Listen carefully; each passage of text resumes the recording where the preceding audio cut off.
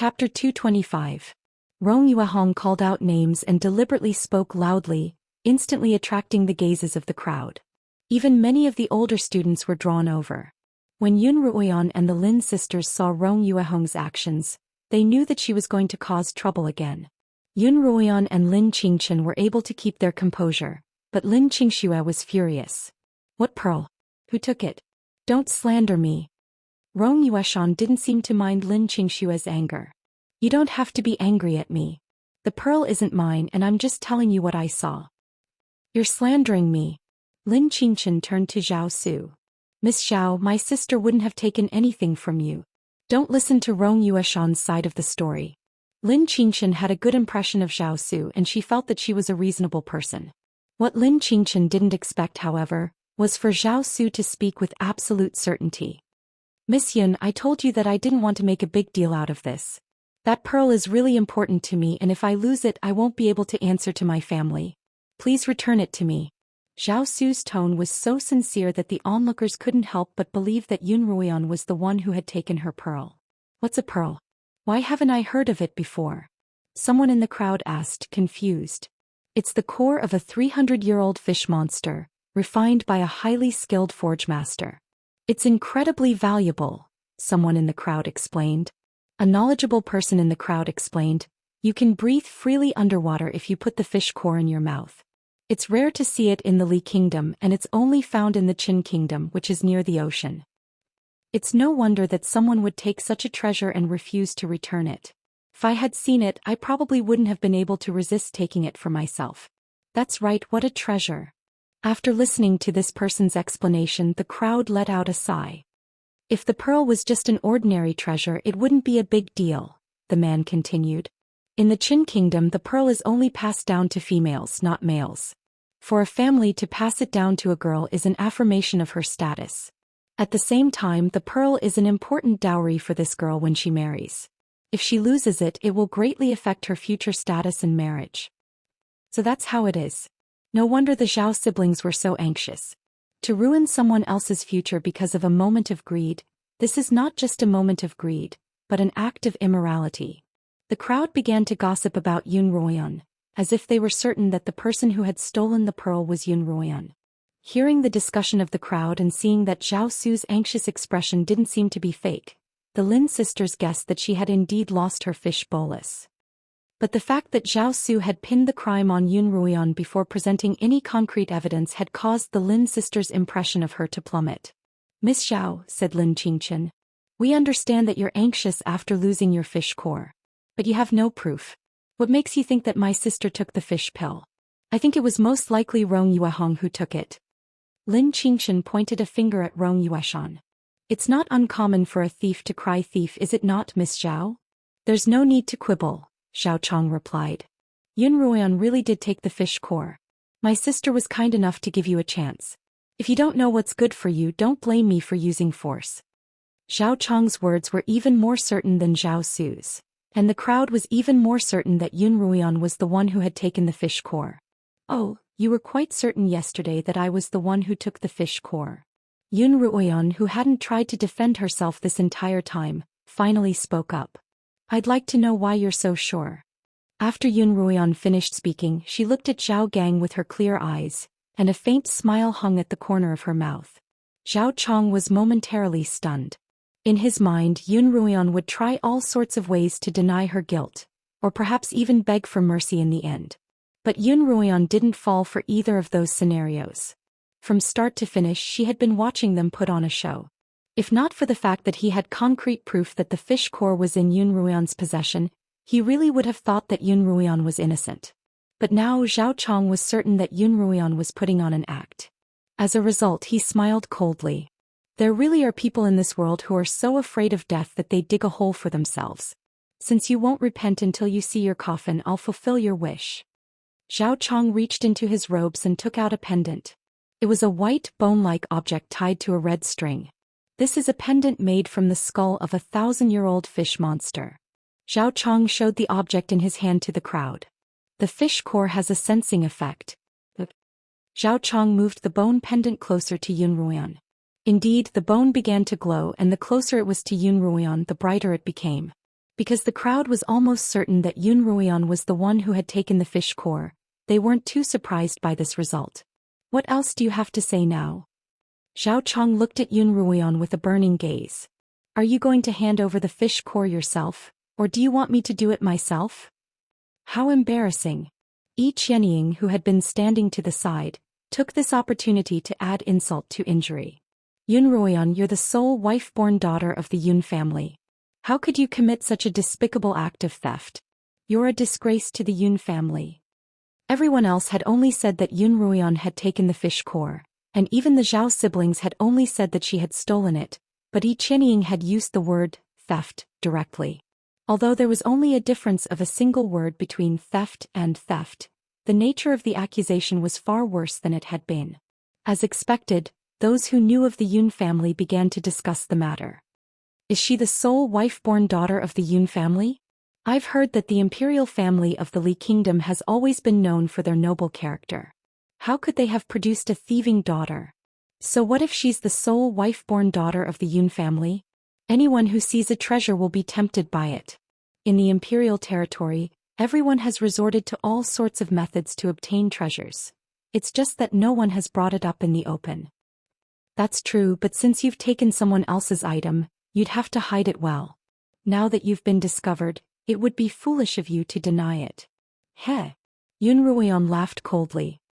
You think I'm the one who took the fish core just because of this glowing stone? How laughable. Yes, laughable indeed, Lin Qingxue continued. Of course it's not just this fishbone. Don't you have me as a witness? With both evidence and witnesses present, there's no need for you to quibble and hand over the fish core. Rong Yueshan smiled wickedly. Otherwise, if we hand you over to the Hall of Penitence and punish you as a thief, things won't be as amicable as they are now. Your two sisters might even be treated as accomplices as well. Yun Ruian glanced at Rong Yueshan coolly, ignoring her provocative words. Instead she turned to Zhao Chong and Zhao Su. Are you sure that I'm the one who took the fish core? Of course. My fishbone can't be wrong. Zhao Chong was clearly certain of this. Miss Yun, please return the fish pill to me. Otherwise you'll be the one to suffer, Zhao Su said. Her tone was filled with impatience.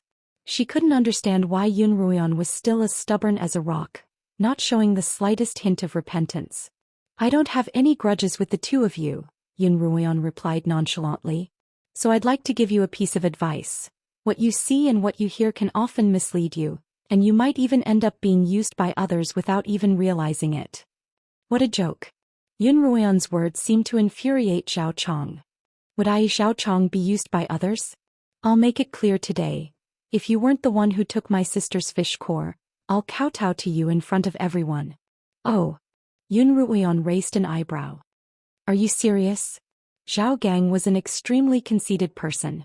In the imperial territory, Yun Ruian had taken advantage of him and Wang Meng's battle with the magical beast to steal the Amaranthan sun from behind. Then she had tricked both Zhao Gang and Wang Meng with a deceptive trick. From then on he didn't have a good impression of Yun Ruian. As a result, when he heard from Rong Yueshan that the fish core was in Yun Ruian's hands, he couldn't wait to teach her a lesson. If not for Zhao Su's persuasion, he would have made trouble for Yun Ruian long ago. But reality had proven that not only was Yun Ruian cunning, but she was also an ungrateful brat. His sister's good intentions had been wasted. A gentleman keeps his word, Zhao Chong raised his voice. Zhao Chong raised his voice. But if it turns out that you're the thief who stole the pearl, not only will you kowtow to me, you'll have to stand on the plaza's platform and shout 10 times that I, Yun Ruian, am a shameless thief. You're the shameless thief. Lin Qingxue pointed at Zhao Chong angrily. Alright. Yun Ruian also said loudly, since that's the case, I'll teach you a good lesson today. Yun Ruian reached into her robes and took out the fish core that she wore on her chest, placing it in front of Zhao Chong. Do you see it clearly? Yun Ruian replied. I do have a fish core, but it's surnamed Yun, not Zhao. The fish core in Yun Ruian's hand exuded a warm aura, drawing everyone's attention to it. Wow, what a pure aura. What a treasure. The fish core in Yun Ruian's hand was larger and smoother than Zhao Su's, and it was of a much higher quality. Zhao Su's face instantly turned red. It seemed that the siblings had really misunderstood Yun Ruian, or perhaps as Yun Ruian had said, they had been used. Chapter 226. Zhao Chong's thoughts were exactly the same as Zhao Su's, and both of them glared at Rong Yueshan angrily. Unexpectedly, however, Rong Yueshan spoke up. Yes, it's this pearl. I saw Yun Ruoyan retrieve it from Zhao Ming's corpse with my own eyes. Yun Ruoyan, you're the one who brought out the stolen items, or are you still going to deny it? The Zhao siblings couldn't help but stare blankly at Rong Yueshan's words. Rong Yueshan looked at Zhao Chong and continued, What are you waiting for? Hurry up and retrieve your sister's pearl. The Zhao siblings finally understood what Rong Yueshan was getting at. She was pointing a deer at a horse. As soon as Rong Yueshan spoke, Yun Ruoyan understood her intentions. No one present had ever seen what Zhao Su's pearl looked like, so as long as they insisted that the pearl in her hand was Zhao Su's, Yun Ruoyan really wouldn't be able to prove it. Take a good look. Is this pearl yours? Yun Ruoyan's eyes sharpened. It's not dash. As soon as Zhao Su opened her mouth, Zhao Chong grabbed her hand and shook his head imperceptibly. If they couldn't retrieve the pearl, Zhao Su would inevitably be punished by the family, and Zhao Chong would have to kowtow to Yun Ruoyan in front of everyone. A man's knees were gold, and he would rather be killed than forced to kneel. As a result, he couldn't admit that he had wronged Yun Ruoyan. This is my sister's pearl, Zhao Chong replied. You've lost. Nonsense. This was clearly my sister's, so how did it become yours? Lin Qingxue shouted. It looks like you're trying to take away my sister's pearl. Lin Qingchen said angrily. Miss Zhao, you're not trying to take away my sister's pearl, are you? Zhao Su's heart was in turmoil. If she were the only one being punished, she wouldn't mind, but she couldn't allow her brother to kneel and apologize to someone else. As a result, she gritted her teeth and said, This is my pearl. Please return it to me, Miss Yun. Yun Ruoyan couldn't help but sigh. Although she had quite a few conflicts with the Qin kingdom, she didn't have a bad impression of them. Yun Ruoyan felt that, although they were cruel to their opponents, their methods were still fair and just. Now, however, reality had once again proven that she was tainted by her company. Why should I give it to you? Yun Ruoyan's attitude suddenly hardened. Without hesitation, she tucked the pearl back into her robes. Rong Yueshan stepped forward and lied through her teeth. Just because you're a thief, if you don't return the fish pearl to the Zhao siblings today, don't even think about leaving. Rong Yueshan, I've seen shameless people before, but I've never seen someone as shameless as you. Yun Ruoyan laughed angrily. If you want to steal it, you'll have to have the ability to do so. Zhao, you're a man and you wouldn't bully it as a girl. Use Zhao I as you. Ruchi Su. Her cultivation had improved by leaps and bounds, and now that she had the support of the second elder, she had been suppressing her desire to exact revenge on Yun Ruoyan for a long time. Yun Ruoyan took 2 steps back, dodging her sneak attack. However, Rong Yueshan didn't give Yun Ruoyan a chance to retaliate. She continued to attack Yun Ruoyan with powerful attacks. Yun Ruoyan was also surprised by Rong Yueshan's sudden burst of attack power. This was a completely different level of cultivation from the one she had displayed in the trial. It seemed that Rong Yueshan had indeed profited from her misfortune. Yun Ruoyan didn't have the Feilai blade to protect her, and she didn't dare to use the bracelet's amplification in front of so many experts. As a result, she could only parry Rong Yueshan's attacks. The crowd dispersed as the two of them began to fight. These two brats are getting serious, one of the attendants commented as he looked down at Yun Ruoyan and Rong Yuehong. They had wanted to leave, but the sudden quarrel below the stage had caused them to pause. Moreover, the ones who had started the quarrel weren't ordinary students. One was Yun Ruoyan, who had been accepted as the head disciple of an elder's disciple and had obtained a spiritual treasure from the trial. The other was Rong Yueshan, who had been accepted as an official disciple by the second elder. The conflict between the two of them had piqued the interest of the attendants. What they cared about wasn't who the pearl belonged to, but which of the two students representing the northern and southern colleges was stronger. That Yun Ruoyan is highly regarded by the southern college, but she doesn't seem to be much of a threat. The speaker was an attendant of the western college. The fourth elder of the western college had tried to snatch Yun Ruoyan away from the start, but he hadn't succeeded. Now he couldn't help but sound a little jealous. Song Song, on the other hand, looked at the crowd below without saying a word.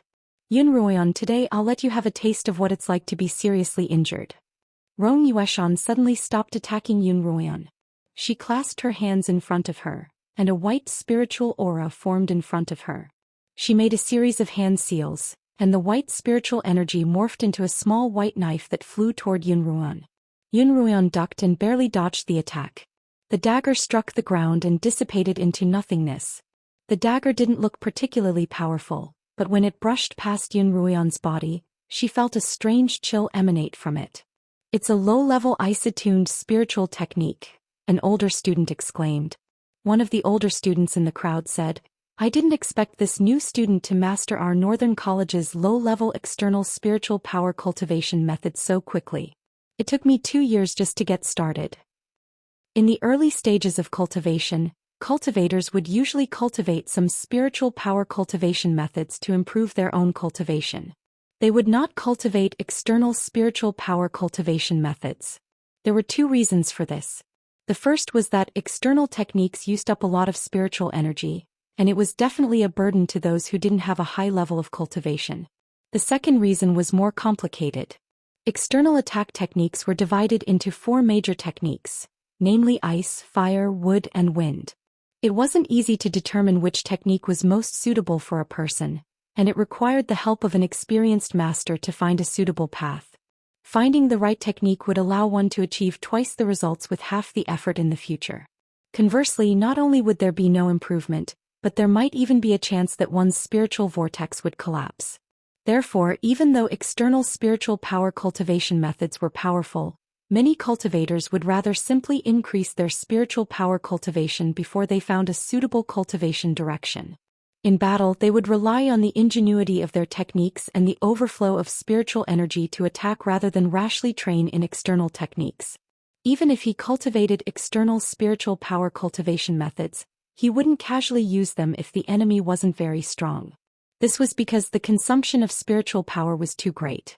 As a result, Yun Ruoyan had almost never seen anyone in her circle using external techniques in battle. Much to her surprise, Rong Yueshan was actually using the same technique to attack her.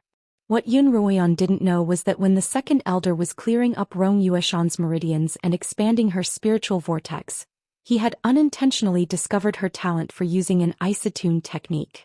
As a result, he had used an extremely valuable spiritual pill to strengthen this talent.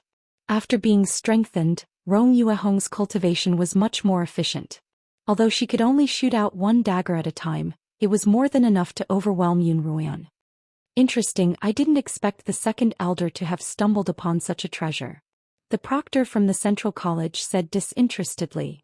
This Yun Ruoyan's bound to lose, so I'll be leaving first. But make sure to keep an eye on her so that she doesn't die, or it won't be fun if Li Mo goes berserk when he returns. The proctor from the Central College walked off the stage. Other than Zhou Yifeng, who had just been taken away by the 6th elder, the rest of the students from the Central College were watching the show. The deacon didn't care about them and left alone. Careful! Lin Qingxue and Lin Qingchen cried out. Rong Yueshan condensed 2 daggers of spiritual energy to attack Yun Ruoyan. Yun Ruoyan dodged the first dagger, but the second one barely grazed her face. Because these daggers had no weight, they were incredibly fast and they could even change directions in midair, making it difficult for Yun Ruoyan to dodge them. The petal veil on Yun Ruoyan's face was sliced in 2 and fell to the ground. The fake birthmark on her face was also cut open, and fresh blood seeped out of the wound. At the same time, Yun Ruoyan felt a bone-chilling cold seep into her body through the wound, causing her to shiver involuntarily.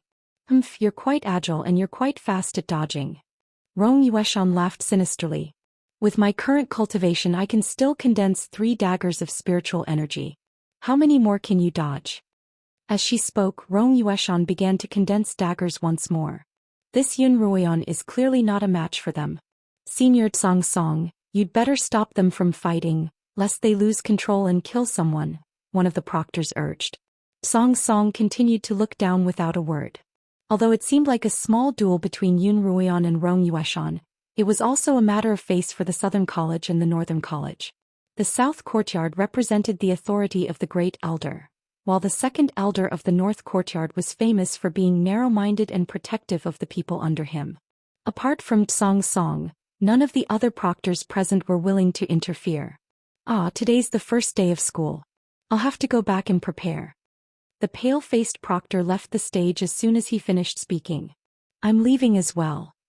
Senior Xianxia, I'll be going first. The others followed suit. Soon Xianxia was the only one left on the platform. Just then Xianxia left the stage and silently walked into the crowd. All of the students present were so focused on the duel between Yun Ruoyan and Rong Yueshan that none of them noticed Xianxia's arrival. In the middle of the crowd, Yun Ruoyan's hairband had been cut off by Rong Yueshan's dagger, and her hair was scattered everywhere, making her look a little disheveled. Another dagger flew at her and she twisted to dodge it, but a corner of her white robe was cut off. There's only one left. Yun Ruoyan steadied herself and looked at Rong Yueshan. After I dodge all of them, it'll be my turn to deal with you. This is the last one, take this. Rong Yueshan unhesitatingly threw her last spiritual knife at Yun Ruo. At this moment an invisible cyclone shot out from Xianxia's hand. The cyclone caught up to Rong Yueshan's spirit energy knife at an even faster speed. The dagger's speed more than doubled and it reached Yun Ruoyan in the blink of an eye. But Yun Ruoyan didn't seem to have reacted. Yun Ruoyan, don't blame me for being ruthless. It's your fault for meddling in other people's business in the middle of the night. Xianxia's eyes flashed with viciousness. Chapter 227. Yun Ruoyan, you asked for it. Don't blame me. Xianxia narrowed his eyes.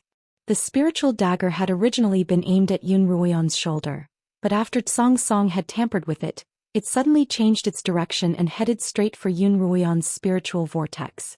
If Yun Ruoyan's spiritual vortex was pierced, she would undoubtedly die. This sudden change was so sudden that the spectators didn't even notice it. Yun Ruoyan felt a great sense of danger, but she didn't have the time to activate the bracelet's amplification to protect herself. Yun Ruoyan's face paled and she couldn't retreat in time. She could only watch helplessly as the danger approached. She opened her eyes wide as she looked at Rong Yueshan's smug expression. At that critical moment, a thin, silvery ray of light suddenly struck the dagger, shattering it into dust. Yun Ruoyan stumbled backward, unable to stabilize her footing. As she staggered, she heard cries of alarm by her ear.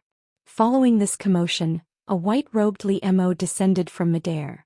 Yun Ruoyan felt something tighten around her waist, and her body was suspended in midair as she fell into a warm, solid embrace. It's Master Mo. Master Mo has appeared. These cries were all from the older students, and it was clear from their voices that they were very surprised and excited by Li Mo's sudden appearance. Li Mo. Yun Ruoyan called out as she looked at him from within Li Mo's embrace. Her heart, which had been hanging high in the air, slowly settled back down. Li Mo took note of Yun Ruoyan's shocked expression. He reached out and brushed his hand across her right cheek, where there was an obvious cut on the fake scar. Li Mo's face gradually turned cold as if it were about to freeze. The noisy crowd instantly quietened down. After a moment of silence, a female student in the crowd muttered to herself, Master Mo made a move. Master Mo actually made a move to save this new student. Her tone was filled with surprise. That's right. I've been at Kongming Academy for 5 years now and I've never even spoken to Master Mo, but this new student actually managed to make Master Mo take action, one of the male students muttered. Based on the student's understanding of Li Mo, he wouldn't even bat an eye if someone were to die in a duel like this. However, to everyone's surprise, Li Mo actually made a move today. Senior brother, senior sister, you might not know this, but this Miss Yun is Master Mo's new disciple, someone explained. Oh, so that's how it is. Everyone was enlightened. Suddenly, one of the older students raised his voice. What? Master Mo actually accepted a disciple? How is this possible? Li Mo was a rather special existence in Kongming Academy. Although he was also an instructor, he wasn't in charge of specific classes like the other instructors. In reality, Li Mo didn't spend much time at Kongming Academy. Most of the students only saw him during the various trials organized by the academy. However, Li Mo's monstrous cultivation had won the hearts of the students' admiration and fascination. Even those whose seniority was higher than Li Mo's held him in high regard. As a result, many of Kongming Academy's students dreamed of becoming Li Mo's disciple. Unexpectedly, this dream had been shattered by a new student named Yun Ruoyan. Why would Master Mo accept her as his disciple? She doesn't look like anything special. That's right, and she even has an ugly birthmark on her face. She doesn't deserve to be Master Mo's disciple at all. The murmurs spread from a few students to the rest of the crowd. Yun Ruoyan was used to hearing such insults, so she didn't mind. However, Li Mo's gaze swept across the crowd coldly, and the murmurs immediately died down. The crowd quieted down once more. Are you hurt? Li Mo asked. Yun Ruoyan shook her head. Li Mo put Yun Ruoyan down before turning to look coldly at Rong Yueshan. Under Li Mo's gaze, Rong Yueshan immediately felt a wave of pressure, and her legs began to tremble. Rong Yueshan greets the slaughtering king. In the face of such overwhelming strength, Rong Yueshan had no choice but to lower her head and bow. There's no slaughtering king here, only Master Mo, Li Mo replied coldly. How dare you try to kill my disciple? Li Mo's voice didn't contain a trace of anger, but it was so cold that it made one panic. Although the people around her didn't sense anything amiss, Rong Yueshan could feel Li Mo's formless pressure. She felt as if someone was constantly putting down large rocks on her back. At first, Rong Yueshan's legs only trembled, but gradually she couldn't stand straight anymore and her legs began to buckle. Master Mo. Cold sweat beaded on Rong Yueshan's forehead. She felt that she wouldn't be able to hold on much longer. My master told me that sparring with fellow disciples can help me advance in cultivation. I just wanted to spar with Yun Ruoyan. Rong Yueshan struggled to finish these two sentences, and she felt as if she couldn't breathe properly. However, she was confident that Li Mo wouldn't dare do anything to her if she used the second elder as a shield. You'll have to pay the price for hurting my disciple. Li Mo frowned and the pressure increased once more. His voice was cold to the point of freezing. Finally, Rong Yueshan couldn't hold on any longer and knelt on the ground. Senior, what are you doing? A voice called out from the crowd. Everyone turned toward the source of the voice. It was Rong Tianhai. Rong Tianhai walked up to Rong Yueshan and waved his hand. A faint wave of spiritual energy flowed out of his palm and landed on Rong Yueshan's body. Rong Yueshan immediately felt much more relaxed. However, just as she tried to stand up, the pressure increased again and she knelt on the ground once more. Senior, your disciple only suffered some minor injuries in a normal sparring match. If you go too far, the second elder won't let you off easily, will he? Rong Tianhai asked as he used his spiritual energy to alleviate the pressure Li Mo was exerting on Rong Yueshan. Then let the second elder punish me, Li Mo replied nonchalantly. You. Uncle, I can't take it anymore. Rong Yueshan's hands were on the ground, and her expression was one of agony. Upon seeing this, Rong Tianzong retracted his spiritual energy and pushed a hand toward Li Mo, sending out a row of icicles. Li Mo lightly waved a hand, and a gust of wind rose up and shattered the icicles in midair. The intermediate icicle technique versus the intermediate wind screen technique. Although both of them were using intermediate external spiritual techniques, the difference in their cultivation was immediately apparent. Master Mo really is amazing. Rong Tianhai used 30% of his cultivation, but Master Mo used less than a tenth to neutralize it so easily. That's right. How high do you think Master Mo's cultivation is? It looks like he's at least a 9th rank blade master. The students began to discuss excitedly. Rong Tianhai's anger began to rise. If he didn't retaliate, how would he be able to maintain his reputation in front of his students in the future? Rong Tianhai struck out with both palms, still using a mid-grade icicle technique, but his cultivation instantly rose to the peak of 8th rank. Very quickly, a dense cluster of icicles formed in front of him, and as he pushed his palms forward, the dense cluster of icicles shot toward Li Mo and Yun Ruoyan at the same time. Nearly 100 icicles shot toward Rong Yueshan, causing everyone present to gasp in shock. If it had been someone of average cultivation, they would have been turned into a porcupine by now. Li Mo finally retracted his pressure on Rong Yueshan. He retracted his spiritual energy and made a seemingly simple hand seal, and countless small cyclones, invisible to the naked eye, appeared in front of him. Hundreds of icicles faced hundreds of cyclones, but they were still destined to be smashed into smithereens. Master Mo is amazing. Most of the cheers came from the Southern College. Although the Northern College's students were intimidated by Li Mo, they didn't dare make a sound. Let's stop here, Rong Tianhai said, his hands clasped behind his back. Li Mo suddenly asked, have you been nearby all this time or have you just arrived? Rong Tianhai hesitated. I just came from the academy. If I'd been here I wouldn't have allowed them to fight. That's not right, Liemo thought. The icicle that had been aimed at Yun Ruoyan seemed ordinary, but it was imbued with a relatively high level of spiritual energy. Someone had clearly tampered with it nearby. Song Song had slipped away as soon as Liemo arrived, so Liemo didn't notice him. However, Rong Tianhai's uneasy expression fell into Liemo's eyes. A wave of anger rose in Liemo's heart. If he hadn't arrived in time he wouldn't have dared to imagine what would have happened to his yen.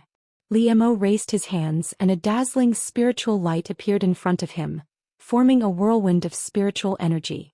Yunruan had seen Liemo use this technique before, during his battle with the old man in the Dragon Vein Cave. It had been extremely powerful. A high-grade wind spiritual technique. Rong Tianhai exclaimed.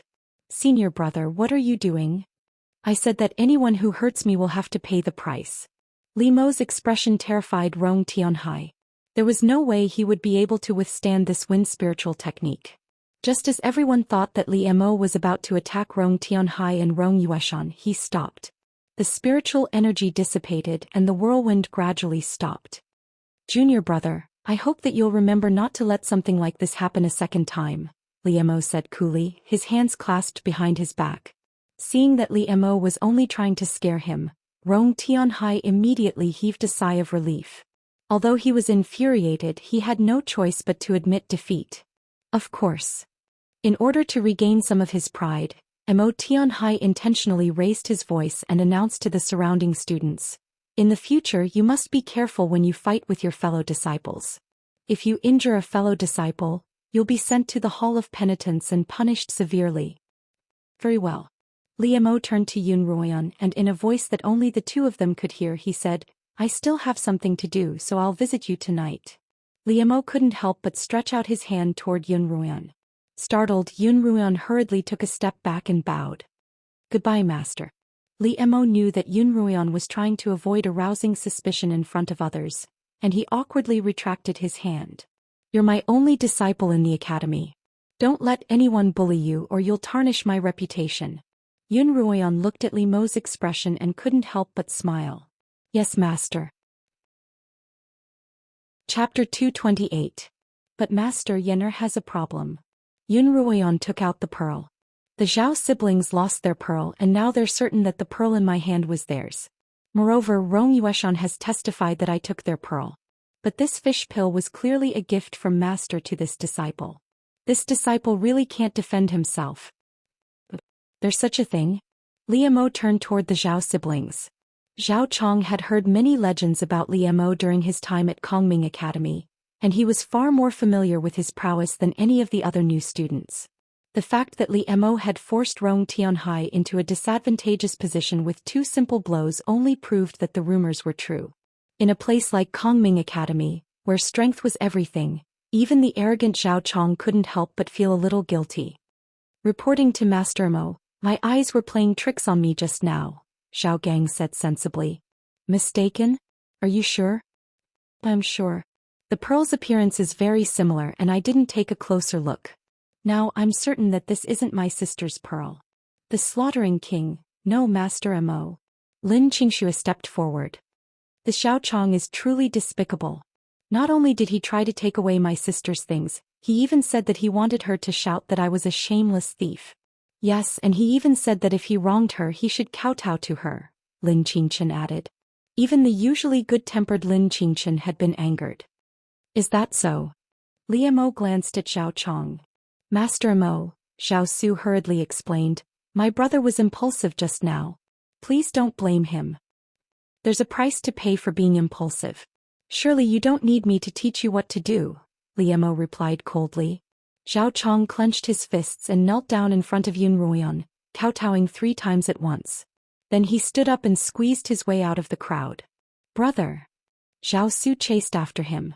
Liemo flew toward the southern tower. Rong Tianhai called for the students to return to their respective colleges, and Yun Ruoyan and the Lin sisters headed toward the southern college for their first day of classes. At the top of the southern tower, Liemo and the first elder stood with their backs to the railing. If I hadn't stopped you just now, would you have attacked Rong Tianhai? The great elder looked at the square where the crowd was dispersing.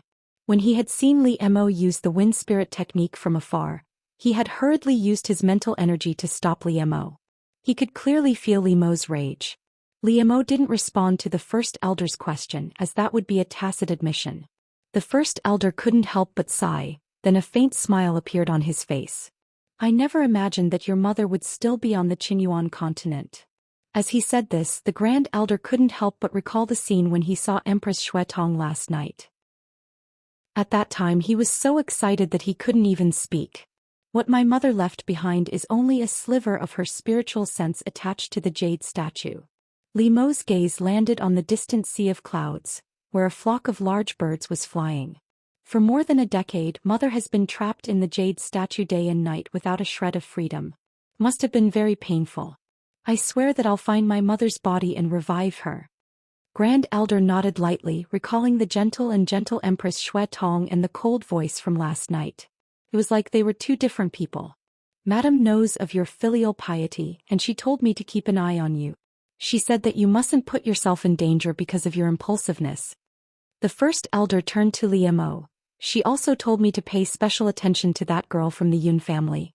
She seems to have sensed that you've fallen in love with her. Mother worries too much, Li Mo replied coolly. Li Mo didn't quite understand what his mother meant when she said that he shouldn't fall in love with anyone. He didn't feel that there was any conflict between falling in love and revenge. Li Mo's indifference to women and his cold personality were purely due to his own personality. Once he met someone he truly loved, Li Mo's cold demeanor would be no less passionate than a mortal's. After her ordeal, Madame Xue's personality has indeed changed a great deal. The first elder sighed again. But Li Mo, have you ever thought about what you would do if that Yun girl really is related to the demonic dragons? Although Yun Ruian hadn't told them about her conversation with the demonic dragons, the first elder and Li Mo had long since realized that there must be some sort of relationship between her and the demonic dragons. But the two of them hadn't been able to determine what sort of relationship that was. So what if there's a relationship? Li Mo laughed. Father and mother were both able to break through the shackles of their species, so why can't I? That's exactly what Madame Xue was worried about. The first elder placed a hand on Li Mo's shoulder. Breaking through the established rules and breaking through the shackles of thousands of years comes with a heavy price. The Beast King and Empress Xuetong were examples of this. The Beast King's kingdom had perished because of this foreign love. Only tens of thousands of beastkin were left of the original million, and many of them were forced to live homeless lives. Empress Xuetong, on the other hand, had lost her physical body, and her spiritual sense was trapped. This was a painful price to pay. Master. Li Mo turned to the first elder. You saw my father and mother meet, understand, and fall in love with each other. Do you think they've ever regretted paying such a heavy price? I don't know. Perhaps only they know the answer to that question. Soon it was night. Yun Ruian had just taken off her clothes to take a bath when Li Mo suddenly appeared. Fortunately, Yun Ruian had closed the windows of the side room from the inside. Yen opened the window. Li Mo knocked on the window. Enter from the door. As Yun Ruian took off her outer robe, she asked, instead of entering through the door, you prefer to leave through the window. Is this a family tradition? Li Mo had no choice but to ride his sword to the front of the room. With a light push, he opened the door. You closed the window but didn't close it? Who are you guarding against?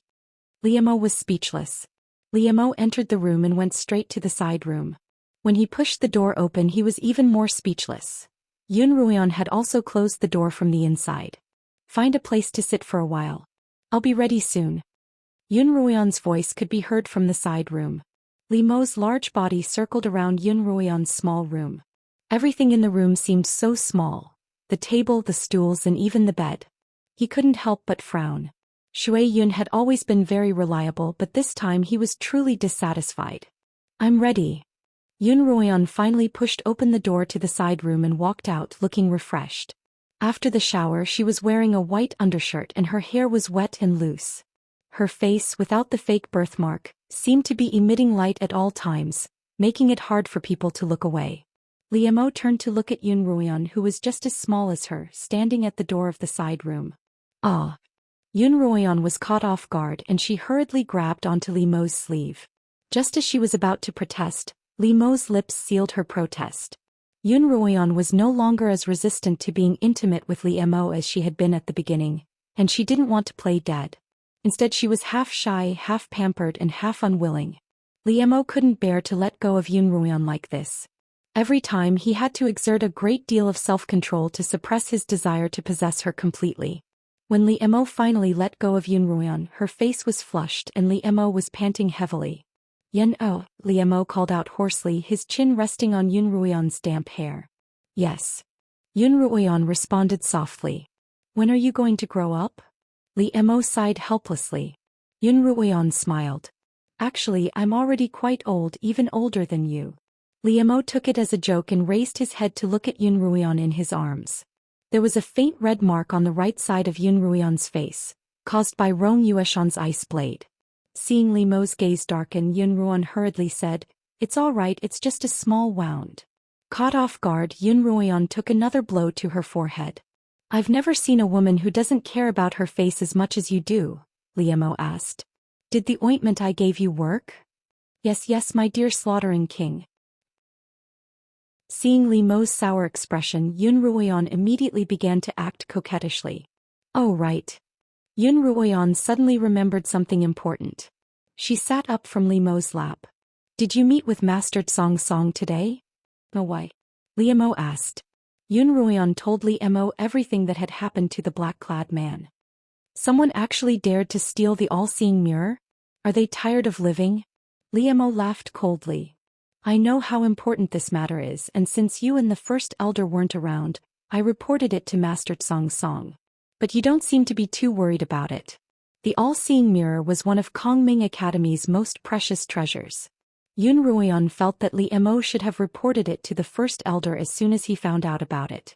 As for Master Xianxia, Li Mo had returned in the morning, but he hadn't reported the matter to him or the first elder. There's something you don't know." As Li Mo combed Yun Ruoyan's damp hair with his slender fingers, he explained slowly, "The all-seeing mirror is an ancient artifact, bestowed by the gods of the highest heavens. Not just anyone can steal it." Li Mo told Yun Ruoyan that the reason they weren't in a hurry was because the all-seeing mirror would form a heaven and earth formation. Not to mention the all-seeing mirror, any random activation of the spirit formation would result in heavenly punishment. Therefore, there was no need to set up any protective measures around the all-seeing mirror. Anyone who tried to steal from the all-seeing mirror would only be seeking death. Chapter 229. Li Mo told Yun Ruoyan that quite a few people had attempted to steal the all-seeing mirror in the past, but almost all of their attempts had ended in a horrible death. Yun Ruoyan calmed down, but she still had some questions in her mind. Since that black-robed man was able to sneak into Kongming Academy, he's definitely no ordinary person. Yun Ruoyan recalled that the man standing on the Crimson Sword aura had to be at least an 8th rank Blade Master. Although it seemed like there was only a single rank between an 8th rank Blade Master and a peak 7th rank Blade Master, once one surpassed 5th rank, the gap between each rank was enormous. This was especially true between 7th and 8th rank. Once a Blade Master reached 8th rank, they would be able to cultivate their own flying swords, and only then would they be considered a true Blade Master. Previously, the ranks of a 1st rank, 2nd rank and 9th rank Blade Master were only the ranks that a cultivator's cultivation had reached. Only when a cultivator's cultivation had reached 8th rank and they had successfully forged their own immortal swords could they be considered a true Blade Master. There were many cultivators on the Qinyuan continent who practiced Blade Master techniques, but not many were able to become true Blade Masters. The black-robed man standing on the Crimson Sword aura was clearly a powerful Blade Master. Not only is he a Blade Master, but he was also able to sneak into Kongming Academy so easily. It's clear that he's very familiar with the academy and he might even have an accomplice, Yun Ruoyan continued. In that case, how could he not know that the all-seeing mirror is protected by a heaven and earth formation? And in order to reduce Li Furong's competition, the black-robed man even sent out a medicinal puppet to sabotage her entrance. This means that he had a plan in mind. Why would someone with such a high cultivation and plan commit such a suicidal act? Yun Ruoyan turned to Li Mo, waiting for his reply. Li Mo looked at Yun Ruoyan's serious expression and nodded in satisfaction. Your analysis makes sense. If there really is a traitor in Kongming Academy, I'll have to put in some effort to capture him. In the dead of night, in a secluded courtyard of the southern courtyard, Xianxia anxiously waited. Not long after, there was movement outside the door. Xianxia quickly walked over and opened the door. A black-robed man entered in a flash. "Why are you in such a hurry to find me?" the black-robed man asked as soon as he entered the room. "Let me ask you, did you go look for Li Furong last night?" Xianxia asked, his tone reproachful. "What's wrong? Send me a signal and I'll go take a look." The black-robed man didn't understand. "You're being followed, do you know that? Li Mo's disciple Yunruan saw you flying on your sword, so she followed behind you and heard every word of your conversation with Li Furong." Only then did the black-robed man realize the severity of the situation. "No wonder I felt someone outside last night, but there was no movement when I checked. This Yunruan is quite good at concealing her aura, and even I was fooled." Fortunately, the first elder and Li Mo weren't present yesterday, and she reported the matter to me. Xianxia sat down on a chair. "I'd planned to use someone else to do my dirty work, but Li Mo stopped me from doing so. Now that Li Furong's been exposed, I have to change my plans. She can't be allowed to live." The black-robed man immediately objected to Xianxia's words. "That won't do. Li Furong's a master thief that I've been grooming for a long time. But now that she's been exposed, I can only delay this news for one more night.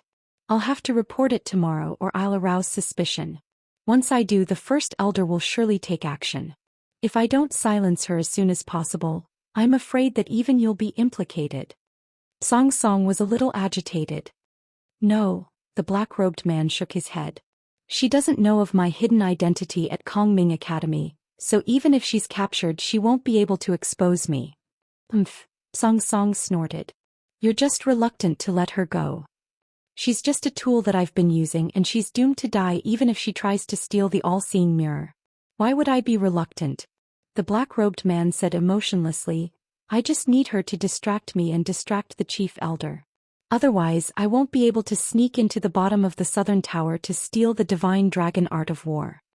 The black-robed man turned to Xianxia, his eyes burning with passion. "You know that the far-sighted king has been preparing for more than a decade to unify the Qinyuan continent, and all that's left is this manual. I have to get it for the far-sighted king and help him accomplish his goal." Xianxia could only sigh when the black-robed man refused to listen. "Then what do you plan to do? Li Furong thinks that I'm after the all-seeing mirror, and so does Yunruan. Tell them exactly what Yunruan said and that'll confuse them even more." The black-robed man quickly came up with a plan, then explained his plan to Xianxia. "Both the old man and Li Mo think they're clever, and they won't be in a hurry to capture Li Furong. Instead, they'll wait for her to die. As for me, I'll follow my original plan and steal the manual in one fell swoop." Xianxia thought for a moment before deciding that the black-robed man's plan was plausible. "In that case, you'd better act as soon as possible." The black-robed man nodded, then chuckled. "Don't worry, the day the far-sighted king unifies the Qinyuan continent will be the day you'll be promoted to the first elder." After the black-robed man left, Xianxia tossed and turned on his bed, unable to fall asleep. Many years ago, Xianxia had met the far-sighted king by chance, and the two of them had discovered that the far-sighted king was just like him. A man who had been trampled underfoot by others, unable to rise to the top. At the same time, both of them appeared calm and uninterested in fame and fortune, but in reality, both of them were extremely greedy for power. However, Xianxia's cultivation had stagnated, and he didn't even have the right to become an elder. As for the far-sighted king, his mother's status was inferior to Li Xiu's mother's, so even his eldest son didn't have the right to inherit the throne. When these two depressed and hopeless people met, they really regretted not meeting each other earlier. Even after their separation, they continued to exchange letters. 3 years ago, the far-sighted king had invited Xianxia to his residence, then informed him of his plans for a rebellion and urged him to join him. Xianxia was a member of Kongming Academy, which had never interfered with worldly affairs. Xianxia had initially refused, but the far-sighted king had made a condition that he couldn't refuse. The far-sighted king said that he didn't want to rebel against just one clan, but the entire Qinyuan continent. He wanted to unify the Qinyuan continent and become the greatest emperor of all time. The far-sighted king's ambition had shocked Xianxia. The far-sighted king had also said that the reason Kongming Academy was able to rise above the Four Kingdoms was because the Four Kingdoms were trying to curry favor with Kongming Academy. If he were to unite the Four Kingdoms and become the sole ruler of the Qinyuan continent, his first priority would be to seize control of Kongming Academy. And Song Song was his choice for the position of First Elder. Song Song had been deeply shaken by the far-sighted king's grand plan, and also moved by the position of First Elder that he had been promised. As a result, Song Song had become one of the far-sighted king's spies in Kongming Academy. More than a year ago, the far-sighted king had somehow learned that the Southern Tower's treasury contained a peerless tome called the Art of the Divine Dragon. The far-sighted king had claimed that as long as he could obtain this tome, he would be invincible and invincible. However, the Southern Tower was where the First Elder cultivated, and the First Elder hadn't left Kongming Academy for many years. Unless it was necessary, the First Elder wouldn't leave the Southern Tower at all. A year ago, the far-sighted king had sent the black-robed man to help Song Song steal the tome, but he hadn't had an opportunity to do so. Eventually, the black-robed man remembered that he had a female disciple who was adept at stealing, Li Furong. If he could use her as bait to lure the First Elder away, the black-robed man would be able to steal the tome. As a result, the far-sighted king and Song Song found a way to get her into Kongming Academy. Everything had been going according to plan, but Yun Ruian had suddenly appeared out of nowhere. This made Song Song very uneasy. The black-robed man left Song Song's courtyard and went straight to Li Furong's room. Li Furong was already asleep, and the black-robed man opened the back window and entered. "Who's there?" Li Furong jumped up from her bed in shock. "It's me." The black-robed man lowered his voice. "Master, why are you here? I didn't send you a signal." Li Furong let down her guard when she saw the black-robed man. She yawned sleepily. "Darling, I missed you, so I came to see you. Aren't you happy?" The black-robed man chuckled as he sat down on her bed. Although the two of them were master and disciple in name, their relationship was somewhat ambiguous. Although they hadn't done anything out of line, there was still quite a bit of obscenity between them. Li Furong was a little surprised by the black-robed man's sudden change in demeanor. "Master, why are you coaxing me like this today? Is there something you want me to do?" Seeing that his intentions had been guessed, the black-robed man revealed his intentions. "Yes, the plan has been brought forward." The black-robed man leaned in and whispered in Li Furong's ear. "Really?" Li Furong's face lit up. "Of course. After you succeed, I'll definitely recommend you to the far-sighted king. Given your looks, the far-sighted king will surely like you, and you'll be able to enjoy endless riches and glory." Li Furong naturally didn't know that she was merely an abandoned pawn. Like an ignorant pig, she looked forward to a bright future. Inside the small cottage by the cliff, Li Mo was demonstrating a fire-attuned external spiritual technique to her. He raised a hand and spiritual energy flowed out of his palm, transforming into a red fireball. This is the fireball technique, a low-level external technique. Li Mo controlled the fireball in his hand as he explained, "This fire-attuned technique is specifically designed to counter Rong Yueshan's ice daggers." Li Mo had long known that fire-attuned techniques were suitable for her, but he had always wanted her to focus more on internal techniques, so he hadn't taught her. However, after witnessing the situation today, Li Mo felt that it was necessary to train her in external techniques. Chapter 230. I can do that. As Yun Ruian spoke, she stretched out her hand and gathered the spiritual energy in her spiritual vortex into her right hand. Suddenly, a line of fire shot out from her palm and it was green in color. Its sudden appearance was very frightening. "What do you think?" Yun Ruian asked proudly. She had once taught Wang Meng's attendants a lesson with her pill-making fire. Today, when she saw Li Mo's fireball, she felt that it was quite similar and she couldn't help but try it out in front of him. You're amazing." Li Mo smiled. Pill masters generally use fire-attuned spiritual energy. Although your spiritual fire isn't fully formed, it'll still have some effect on most people. However, it won't work on someone like Rong Yueshan, who's also trained in external techniques. Li Mo then imparted the fireball technique to Yun Ruian, as well as analyzed the differences between the spiritual fire used in pill making and the spiritual fire used in physical cultivation. When refining pills, You have to convert the fire-attuned spiritual energy in your spiritual vortex into spiritual fire, and then release it continuously.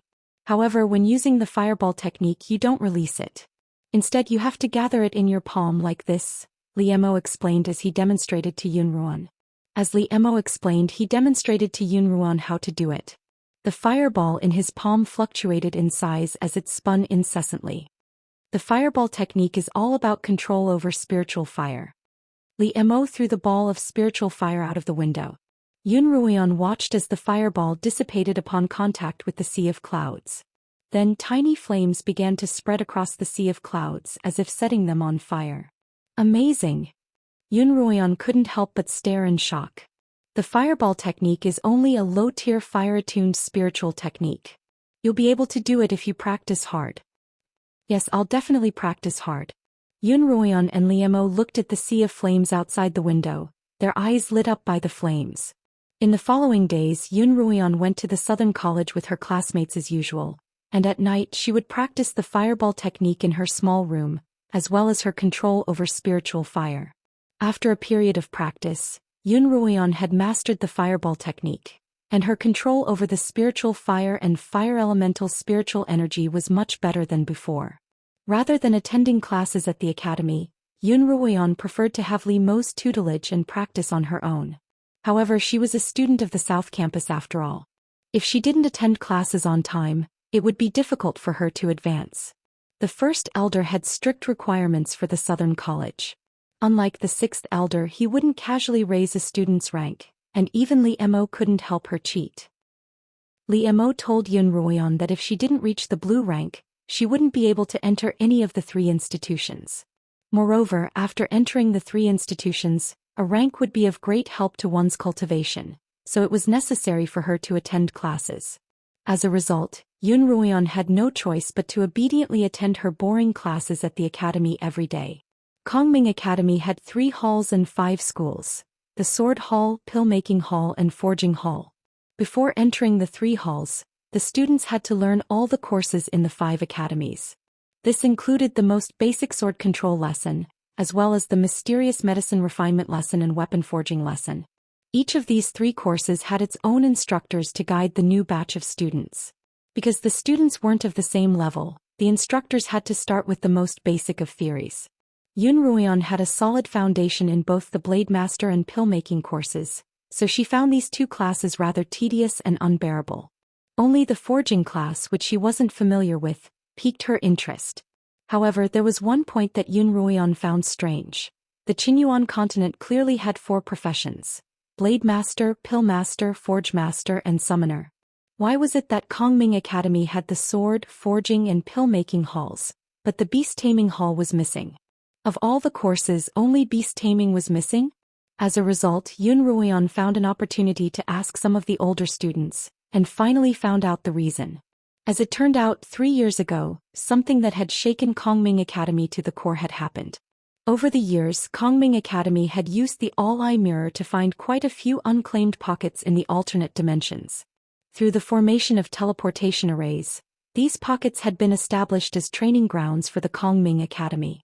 These training grounds weren't very large, but because they hadn't been destroyed or overused by humans, they were generally rich in magical beasts and spiritual herbs.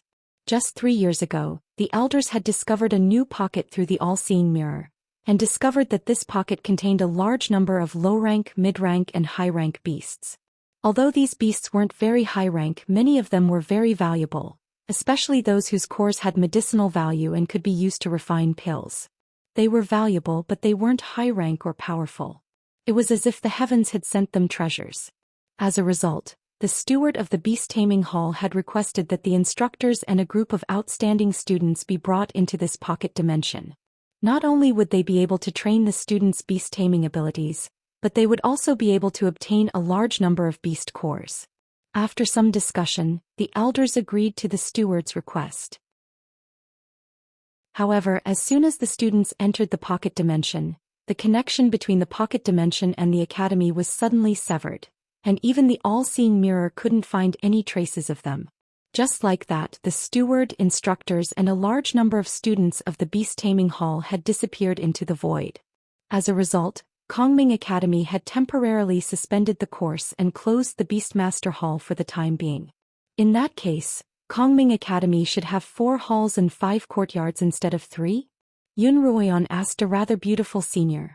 Yes, 3 years ago there were 4 halls and 5 courtyards, but now there are only 3 halls and 5 courtyards.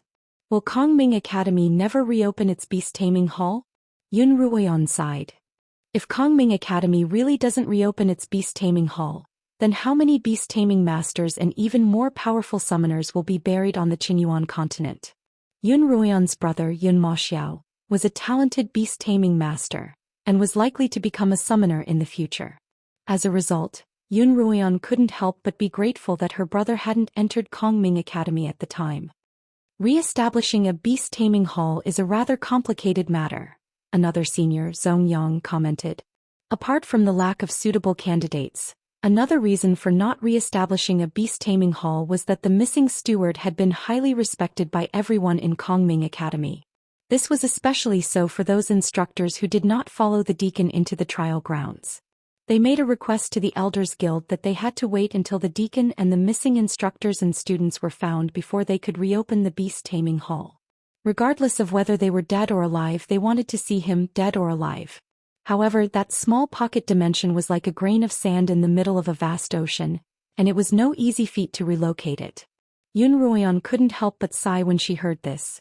It seemed that the steward had truly been a well-loved man, or else the academy wouldn't have closed the beast-taming hall to commemorate him. One day, the morning classes finally ended, and the students all headed to the academy's dining hall for lunch. Because of what had happened in the plaza, everyone knew of Yun Ruoyan's relationship with Liemo. As a result, the students of the Southern College, regardless of whether they were a single rank higher than Yun Ruoyan or several ranks higher than her, were all very polite to Yun Ruoyan. Yun Ruoyan brought the Lin sisters to the dining hall, where the seniors of the Southern College enthusiastically gave them directions and introduced them to the delicacies of the delicacies. While Yun Ruoyan felt the warmth of her seniors, she also felt quite a few envious, jealous and hateful gazes. However, because of their fear of Liemo, they didn't dare act rashly, and only occasionally shot glances at Yun Ruoyan from afar. Naturally, Yun Ruoyan didn't pay much attention to them. Instead, she focused on those who were friendly to her. During this period of time, Yun Ruoyan and the Lin sisters had made quite a few friends. Among them, the beautiful senior sister was called Guan Ruliu. Her rank had already reached Xian, and she would be able to enter the 3 halls next spring. Apart from a few seniors, there were also a few freshmen from Yun Ruoyan's cohort, all of whom had been paying close attention to her performance. In addition to having Liemo as her backer, they felt that Yun Ruoyan was also very strong. As a result, many of them began to view her as their leader, wanting to submit to her. There would be many trials and tribulations awaiting her at Kongming Academy in the future, so it was important for her to establish her own circle of friends. As a result, Yun Ruoyan, who didn't like to meddle in other people's business, tacitly allowed the new students to attach themselves to her. What are the 3 halls like? Are they the same as the 5 academies? Lin Xianxia asked Guan Ruliu, who was sitting opposite her. No. Guan Ruliu swallowed the food in her mouth and wiped the corner of her mouth with a handkerchief. She said softly, "Once you enter the 3 halls, you won't need to attend classes on time like this every day. As long as you complete the tasks assigned by the instructors, you can spend the rest of your time freely." Not only that, Zhou Xian continued. Once you enter the 3 halls, you'll be able to form your own teams and enter the trials to hunt beasts and search for spiritual herbs and herbs. Of course, you'll have to report this to your teacher, who will then apply to the Council of Elders. Once the application is approved, you'll be able to activate the transportation array and enter the designated trial. Zhou Xian had been at Kongming Academy for a long time, but because his rank was too low, he hadn't been able to enter the 3 halls. From her seniors, Yun Ruoyan had learned that the trials were also divided by rank. The higher the rank, the greater the risk, but the more treasures there would be. On the other hand, the lower the rank, the lower the risk and the fewer treasures there would be. Students from the 3 halls could apply to enter the higher-ranked trials for training and treasure hunting. From time to time, the 5 academies would also organize students to enter the trials, but the trials they entered were usually of a lower rank.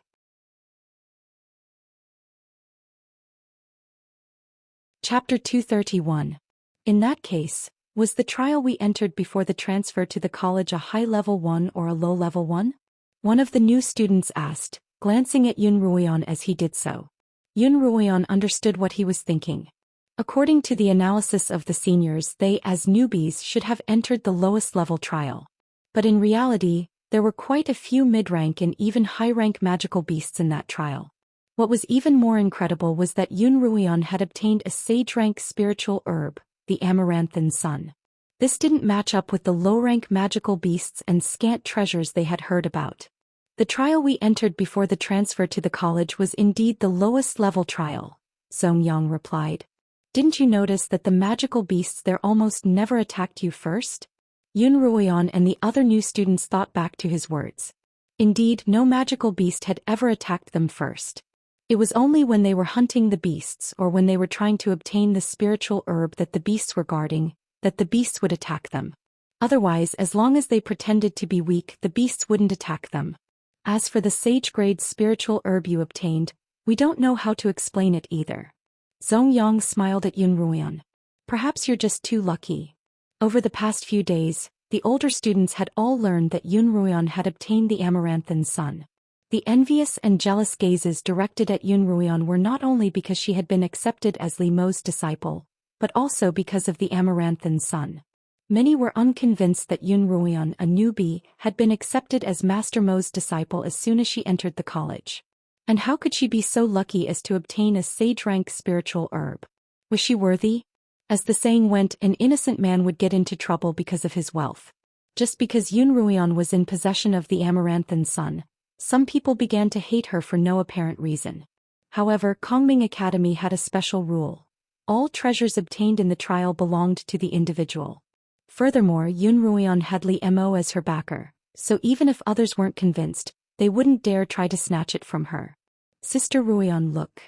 Lin Xianxia tugged on Yun Ruoyan's arm and motioned for her to look at the entrance of the cafeteria. A group of people walked into the dining hall, including Rong Yueshan, Yi Qianying, Pei Zio, Li Furong, Zhao Gang and Zhao Su. This group of people has already gathered together. There's definitely nothing good going on. Lin Xianxia muttered softly, they're really a nest of snakes and rats. Guan Ruliu took note of Lin Xianxia's expression and words. By this time she had already finished eating and was quietly waiting for them. Do you have a grudge against them? Guan Ruliu asked. She hadn't been at the plaza the day before, so she didn't know the specifics. Only later did she learn of Li Mo's relationship with Yun Ruoyan. It's not just a grudge, it's a death grudge. In the trial grounds, Rong Yueshan had instigated others to kidnap her and her sister, and then tried to kill them. In Lin Xianxia's eyes, she and Rong Yueshan had already become mortal enemies. You have to be careful of that person. Zhou Yang pointed his chopsticks at one of the people in Rong Yueshan's group. That's the head of the Northern College, Guan Tianyu. He just came out of the high-rank trial yesterday. Everyone's gaze followed Zhou Yang's chopsticks. In front of Rong Yueshan was a tall, muscular youth. The Guan Tianyu that Zhou Yang had spoken of. Zhou Yang had said that only students who had entered the three institutions were qualified to enter the high-rank trial grounds. But this Guan Tianyu was the second elder's grandnephew, and he was doted on by the second elder. It was because of this relationship that he was able to enter the high-rank trial grounds with the students of the three institutions. He's a vicious man, and because of his relationship with the second elder, there's no one in the 5 colleges that he doesn't dare to bully. Guan Ruliu sat with her back to Guan Tianyu's group, and she didn't turn around to look at them. As if sensing Yun Ruoyan's group's gaze, Guan Tianyu turned toward them with a sinister glare. When Zhou Yang saw Guan Tianyu's gaze, he subconsciously lowered his head. The other students who were sitting close to Yun Ruoyan's group also seemed to be intimidated by Guan Tianyu's gaze, and they all lowered their heads. Yun Ruoyan only glanced at Guan Tianyu indifferently before turning back to the food in front of her.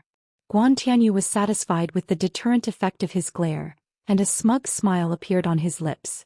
But very quickly the smile on his face froze. Yun Ruoyan had suddenly raised her head and met his gaze without restraint. As Yun Ruoyan and Guan Tianyu stared at each other, the noisy crowd seemed to quiet down, and the atmosphere became heavy. Lin Xianxia had a fearless temperament, and she had initially lowered her head at Lin Qingqian's urging. However, when Yun Ruoyan met Guan Tianyu's gaze, She also raised her head and glared at Guan Tianyu, her eyes full of disdain and disgust. Heh. Guan Tianyu couldn't help but be puzzled by Yun Ruoyan and Lin Qingshua's fearless and indifferent gazes. Who are these two girls? How could they be so daring? It had been many years since anyone in the 5 academies had dared to look down on him and look down on him. Who are those people? Why do they look so unfamiliar? Guan Tianyu asked Rong Yueshan. Rong Yueshan was the second elder's new disciple, and she held a high position in the Northern College. Moreover, her uncle Rong Tianhai was an instructor of the Northern College, so she was qualified to walk with Guan Tianyu. Rong Yueshan was also a perceptive person, and she treated Guan Tianyu with the respect that a junior should show a senior. As a result, the two of them naturally became birds of a feather. The one with the birthmark is Master Mo's disciple Yun Ruoyan. The round-faced one is her cousin Lin Qingxue. And the one eating with her head lowered is also Yun Ruoyan's cousin Lin Qingchen, Rong Yueshan replied. She's Master Mo's new disciple Yun Ruoyan? Guan Tianyu exclaimed in surprise. Why is she so ugly? Yun Ruoyan's mask had been cut open by Rong Yueshan's ice blade in the plaza the previous day, revealing her fake scar. Later on, when others looked at her, they became curious. They would always look at her face with strange eyes, as if they wanted to see through the veil on her face and see her true face. Yun Ruoyan didn't like this, so she decided not to wear a veil in the future. She had come to Kongming Academy to cultivate, not to participate in a beauty pageant. If she were to openly show her ugly face to everyone, she might even be able to make friends who were willing to be friends with her. Li Emo expressed his approval of Yun Ruoyan's decision. After all, she looked far too beautiful and conspicuous without a veil. On the other hand, her ugly appearance reassured Li Emo quite a bit. Senior, not only is she ugly, but her heart is just as ugly as her appearance, Yi Qianying commented. I can see that. Guan Tianyu narrowed his eyes. How dare they ignore my disciple? I'm going to take them on. Senior, Yun Ruoyan is Master Mo's disciple.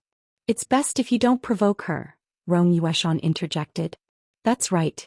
Yesterday Miss Rong Young Master Zhao and Miss Zhao got into a fight with Yun Ruoyan in the plaza. Yun Ruoyan relied on Master Mo's authority to take Miss Zhao's pearl for herself, and she even forced young Master Zhao to kowtow to her and admit his wrongdoings. Something like that happened. Guan Tianyu frowned. The Southern College had the first elder, and although it was clearly superior to the Northern College, the students of the Southern College were strictly required to keep a low profile. However, because of the second elder's competitive personality, his students were used to being arrogant and domineering. He actually kowtowed to her. Guan Tianyu looked toward Zhao Chong and Zhao Su. Both of them had ugly expressions on their faces, but they didn't say anything. The Zhao siblings weren't from the Northern College, but they were close friends with the Northern College. Naturally, Guan Tianyu had to act like a big brother, treating Zhao Chong as his own lackey. In that case, I'll have to take her on in Zhao Chong's stead. Guan Tianyu snorted as he walked toward Yun Ruoyan. Rong Yueshan and Yi Qianying glanced at each other, their eyes gleaming with satisfaction. They might be afraid of Li Emo, but someone else wasn't. Guan Tianyu's walking over. Zhong Yang said nervously. The other students were just as nervous as he was, all of them burying their heads in their bowls of rice. Guan Tianyu walked up to Yun Ruoyan's table, but his gaze turned to Zhong Yang. Zhong Yang seemed like an amiable, easygoing person, but in Guan Tianyu's eyes he was the easiest to bully. Zhong Yang had been bullied more than once by the Northern College's students. Junior brother Zhong, how was your appetite today? Guan Tianyu asked with a smile that didn't reach his eyes. Not bad, not bad. Zhong Yang hurriedly stood up and replied with a chuckle. Why do I feel like these meatballs are raw? Guan Tianyu frowned. Zhong Yang didn't know what he meant. How could that be? They're not raw, not raw. Is that so? Guan Tianyu took the chopsticks from Zhong Yang's hand, stuck them into Lin Qingchen's plate and picked up a meatball. When the meatball was picked up by Guan Tianyu, it quickly turned cold and a thin layer of ice formed on its surface. As the crowd watched, Guan Tianyu handed the meatball to Zhong Yang. This must be raw, or why isn't this junior sister eating it? But since you said it's not raw, why don't you eat it? Chapter 232. Guan Tianyu was clearly bullying Zhong Yang, but his gaze would occasionally drift toward Yun Ruoyan. In the end, Guan Tianyu was still wary of Liemo. He hadn't directly attacked Yun Ruoyan, but he could bully those close to Yun Ruoyan such as Zhou Xian. The people around them immediately understood Guan Tianyu's true intentions, and they quickly carried their dishes away from Yun Ruoyan's table to avoid being caught in the crossfire. Zhou Xian actually wanted to leave as well. He had been bullied so much that he was afraid of Yun Ruoyan, and he would usually avoid the Demon King whenever he saw him. But it was too late now. Guan Tianyu had already set his sights on him. Guan Ruliu, on the other hand, remained unmoving. She was a rather senior student in the academy, so she didn't fear Guan Tianyu as much as the others, but she wouldn't provoke him easily either. "Senior brother, I'm already full." Zhou Xian refused unwillingly. It was already winter and eating a frozen meatball wasn't a comfortable thing to do. "So you're saying that you won't eat it?" Guan Tianyu's smile was still sinister as he turned to Lin Qingchen. Lin Qingchen was a vegetarian and all that was left on her plate was meat. Guan Tianyu put on a disgusted expression. "I can't stand people wasting food. If you're not going to eat it, then you, junior sister, have it." Guan Tianyu placed the meatball in front of Lin Qingchen. Lin Qingxue couldn't sit still any longer. She slammed the chopsticks in her hand on the table and tried to stand up, but Yun Ruoyan pressed her down and stood up herself. Yun Ruoyan was so small that she only reached Guan Tianyu's shoulder, and her aura was far inferior to his. However, Yun Ruoyan didn't show the slightest fear toward Guan Tianyu. Instead, her eyes were full of disdain. Yun Ruoyan's disdain infuriated Guan Tianyu, and the malice in his eyes grew stronger and stronger. From an outsider's point of view, the two of them were about to start a fight. Those who didn't like Yun Ruoyan mocked her for overestimating herself, for even daring to provoke the Northern College's tyrant. Even those who had a favorable impression of Yun Ruoyan were worried for her. Everyone was certain that as long as the two of them fought, Yun Ruoyan would be crushed. I'll eat." Just as the atmosphere became more and more tense, Zhou Xian said, "I also don't like wasting food. I'll eat it." Zhou Xian took the meatball from Guan Tianyu's hands, frowned and popped it into his mouth. "Senior brother Zhou Xian, wait." Yun Ruoyan suddenly reached out to stop Zhou Xian. She used 2 fingers to grab the chopsticks in Zhou Yang's hand. "These meatballs are cold, so let me warm them up for you." As Yun Ruoyan spoke, Zhou Xian felt a wave of heat travel from Yun Ruoyan's fingers to the chopsticks in his hand, and then to the meatballs stuck in the chopsticks. Soon the layer of ice on the surface of the frozen meatball melted, and then it became hot again from the cold to the hot. "That's enough, senior brother." Yun Ruoyan let go of her chopsticks. "Thank you, junior sister." Zhou Xian looked at the changes in the meatball in his hand in shock. Then his eyes lit up with joy and he stuffed the meatball into his mouth. "Yes, it's not raw at all," Zhou Xian murmured as he ate. "Not only is it not raw, it tastes really good." Zhou Xian finished the meatball in front of everyone's eyes, wiping his mouth as if he hadn't had enough yet. Guan Tianyu had seen Yun Ruoyan's actions just now and he was quite shocked.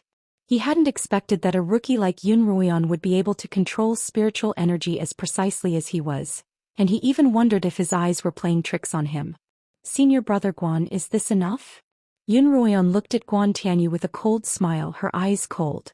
Guan Tianyu's original plan to cause trouble had been foiled by Yun Ruoyan, and he was quite displeased. There was nothing in Kongming Academy that he couldn't provoke. "You're not bad, but you're so ugly that it hurts my eyes." Guan Tianyu purposely stared at Yun Ruoyan's birthmark with a disgusted expression.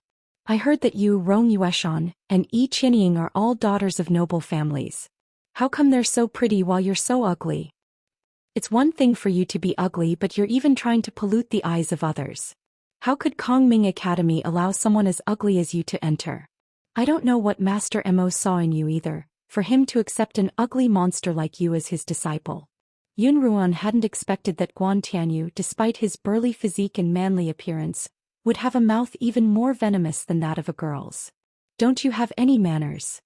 Lin Qingxue couldn't help but stand up and yell at Guan Tianyu. This time even Lin Qingchen's expression changed.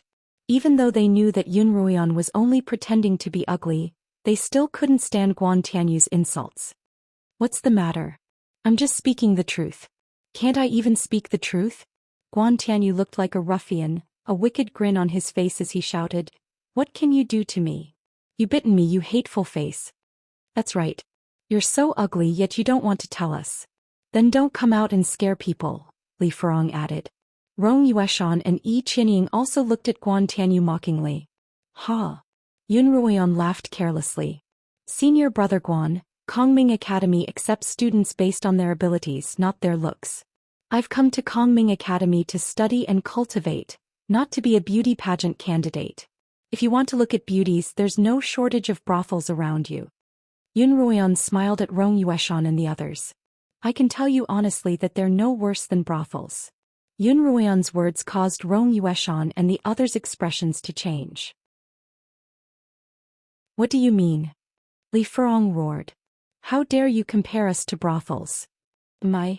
Yun Ruoyan pretended to be confused. Miss Li, you're overthinking things. I'm just giving you an example. That's right. Lin Qingshu laughed. The prostitutes in our 100 Flowers brothel are famous for their beauty. Just based on looks, I don't think you guys can compare to them. That makes sense, senior brother Guan, Lin Qingchen added coldly. If you really want to look at beauties, why don't you go there? Zhong Yang couldn't help but burst out laughing. He immediately covered his mouth with his hand, but he couldn't stop his body from trembling. In his mind, Yun Ruoyan had always been the cold-blooded type. Who would have thought that even Guan Tianyu wouldn't be her match when it came to her venomous tongue? And her two younger sisters were usually quite obedient, but when they got into a fight they were always the best of the best. Even Guan Tianyu, who had always prided himself on his eloquence, was rendered speechless. Yun Ruoyan, how dare you? Rong Yueshan's face was bright red, and it seemed that she had truly been angered. I'm the daughter of the emperor's uncle, and Yi Qianying is the crown prince's concubine. Rong Yueshan hadn't succeeded in teaching Yun Ruoyan a lesson in the plaza, and she hadn't dared to do so because of Li Mo. However, her desire to teach Yun Ruoyan a lesson had never lessened. In fact, it had only grown stronger. She had intended to use Guan Tianyu to teach Yun Ruoyan a lesson today, but she hadn't expected that even the Demon King wouldn't be a match for Yun Ruoyan. Fortunately, she now had a good reason to teach Yun Ruoyan a lesson. If she didn't teach Yun Ruoyan a lesson after hearing such insults, her master, the second elder, would probably never forgive her. If I don't teach you a lesson today, I'm not worthy of my surname. Rong Yueshan shouted. She waved her hand at Yun Ruoyan, and two icicles shot toward Yun Ruoyan's group. Careful.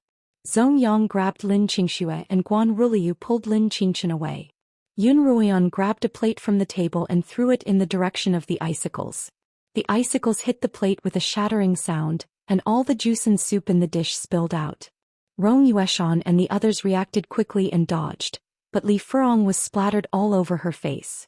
Lin Qingshu looked at Li Furong, but before she could laugh, Rong Yueshan shot out another two icicles. This time, however, Yun Ruoyan didn't dodge. Instead, she raised her right hand and a fireball appeared in her palm. Before the icicle could reach her, Yun Ruoyan hurled the fireball out. When the fireball met the icicles in midair, it exploded like a blossoming flower, enveloping the icicles within. In an instant, the icicles melted in the fire and disappeared. Fireball technique, Guan Tianyu exclaimed.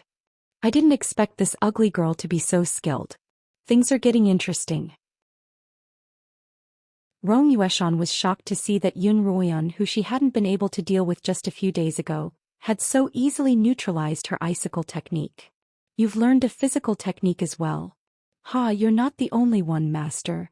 Yun Ruoyan raised her right hand again and another fireball appeared in her palm. Didn't you want to fight me? In that case, I'll fulfill your wish. Yun Ruoyan threw the fireball at Rong Yueshan. Just as Li Mo had said, the fireball technique was specifically designed to deal with icicles. The fireball could melt the icicles, but the icicles couldn't stop the fireball. Rong Yueshan watched as the fireball got closer and closer. She could finally feel the impending danger. Just as Rong Yueshan was panicking, Guan Tianyu finally made his move.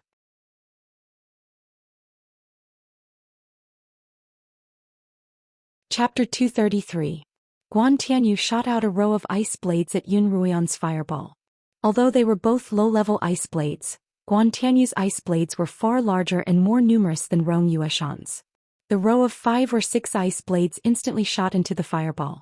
They were quickly melted by the fireball's temperature, but they did not disappear. Instead they melted into water and extinguished the fireball.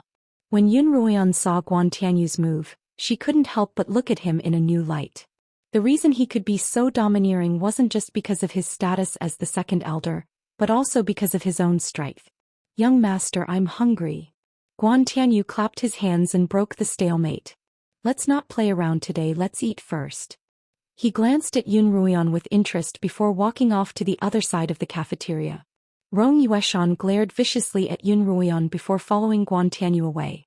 Both Yi Qianying and Pei Zio looked at Yun Ruoyan with surprise. The Zhao siblings also had a pensive look on their faces. Are we going to let it go just like that?" Li Furong's face was covered in soup as she cried out in exasperation, but no one paid any attention to her. She stomped her feet and ran out of the cafeteria, most likely heading back to the courtyard to freshen up. "Yun Ruoyan, I didn't expect you to be so strong." Zhong Yang looked Yun Ruoyan up and down as if this was the first time he'd met her. "Sister Ruoyan, you're really amazing." Lin Qingxue and Lin Qingchen were both smiling. "That's right, Yun Ruoyan. What kind of technique was that to be able to unleash such a large fireball? Even Rong Yueshan wasn't your match." The few rookies who had initially wanted to rely on Yun Ruoyan, but had left out of fear of Guan Tianyu, now sat back down with their bowls, looking at Yun Ruoyan fawningly. "Yun Ruoyan, oh no, Boss Yun, what kind of technique is that and where did you learn it? Can you tell us?" "Do you even need to ask?" Lin Qingxue cast a sidelong glance at the newcomer and slowly replied, "Of course it was taught by Master Mo. Sister Ruoyan is a disciple that Master Mo accepted in front of everyone, and the techniques that Master Mo imparted to her are naturally confidential. How could he just casually reveal them to you?" Lin Qingxue didn't like the cowardly behavior of these rookies, and her tone carried a hint of disdain. Yun Ruoyan could understand their behavior. After all, it was common for the weak to attach themselves to the strong, so it wasn't unusual. However, this also made her realize that even if she wanted to form a team, she had to have strict requirements for her team members. Among these requirements was the courage to face off against the strong. Otherwise, if they encountered a slightly stronger magical beast, they would just run away. What was the use of having him? She couldn't help but think of Zhou Yifeng. He was one of the few people she had acknowledged, but because of Li Mo, he had drifted further and further away from them. Ever since he had left with the sixth elder at the plaza, Yun Ruoyan hadn't seen him again. Lin Qingxue, on the other hand, had gone to the Central College to see Zhou Yifeng. When she returned, she told Yun Ruoyan that Zhou Yifeng was being personally taught by the sixth elder, and that he was extremely diligent in his cultivation. Yun Ruoyan couldn't help but sigh. Hatred could bring out a person's greatest potential, and Zhou Yifeng himself was a good candidate for cultivation. Coupled with his extraordinary diligence, it was only a matter of time before he grew stronger. However, given Li Mo's monstrous cultivation, Zhou Yifeng had no chance of defeating him at all. Yun Ruoyan didn't even dare to imagine that the two of them would one day fight to the death. One was a friend she had gone through thick and thin with, and the other was her lover. She hoped that such a day would never come. "Was it really the Slaughtering King who taught you this technique?" Lin Qingchen's puzzled question interrupted Yun Ruoyan's train of thought. "That's right." Yun Ruoyan nodded. Lin Qingchen frowned slightly.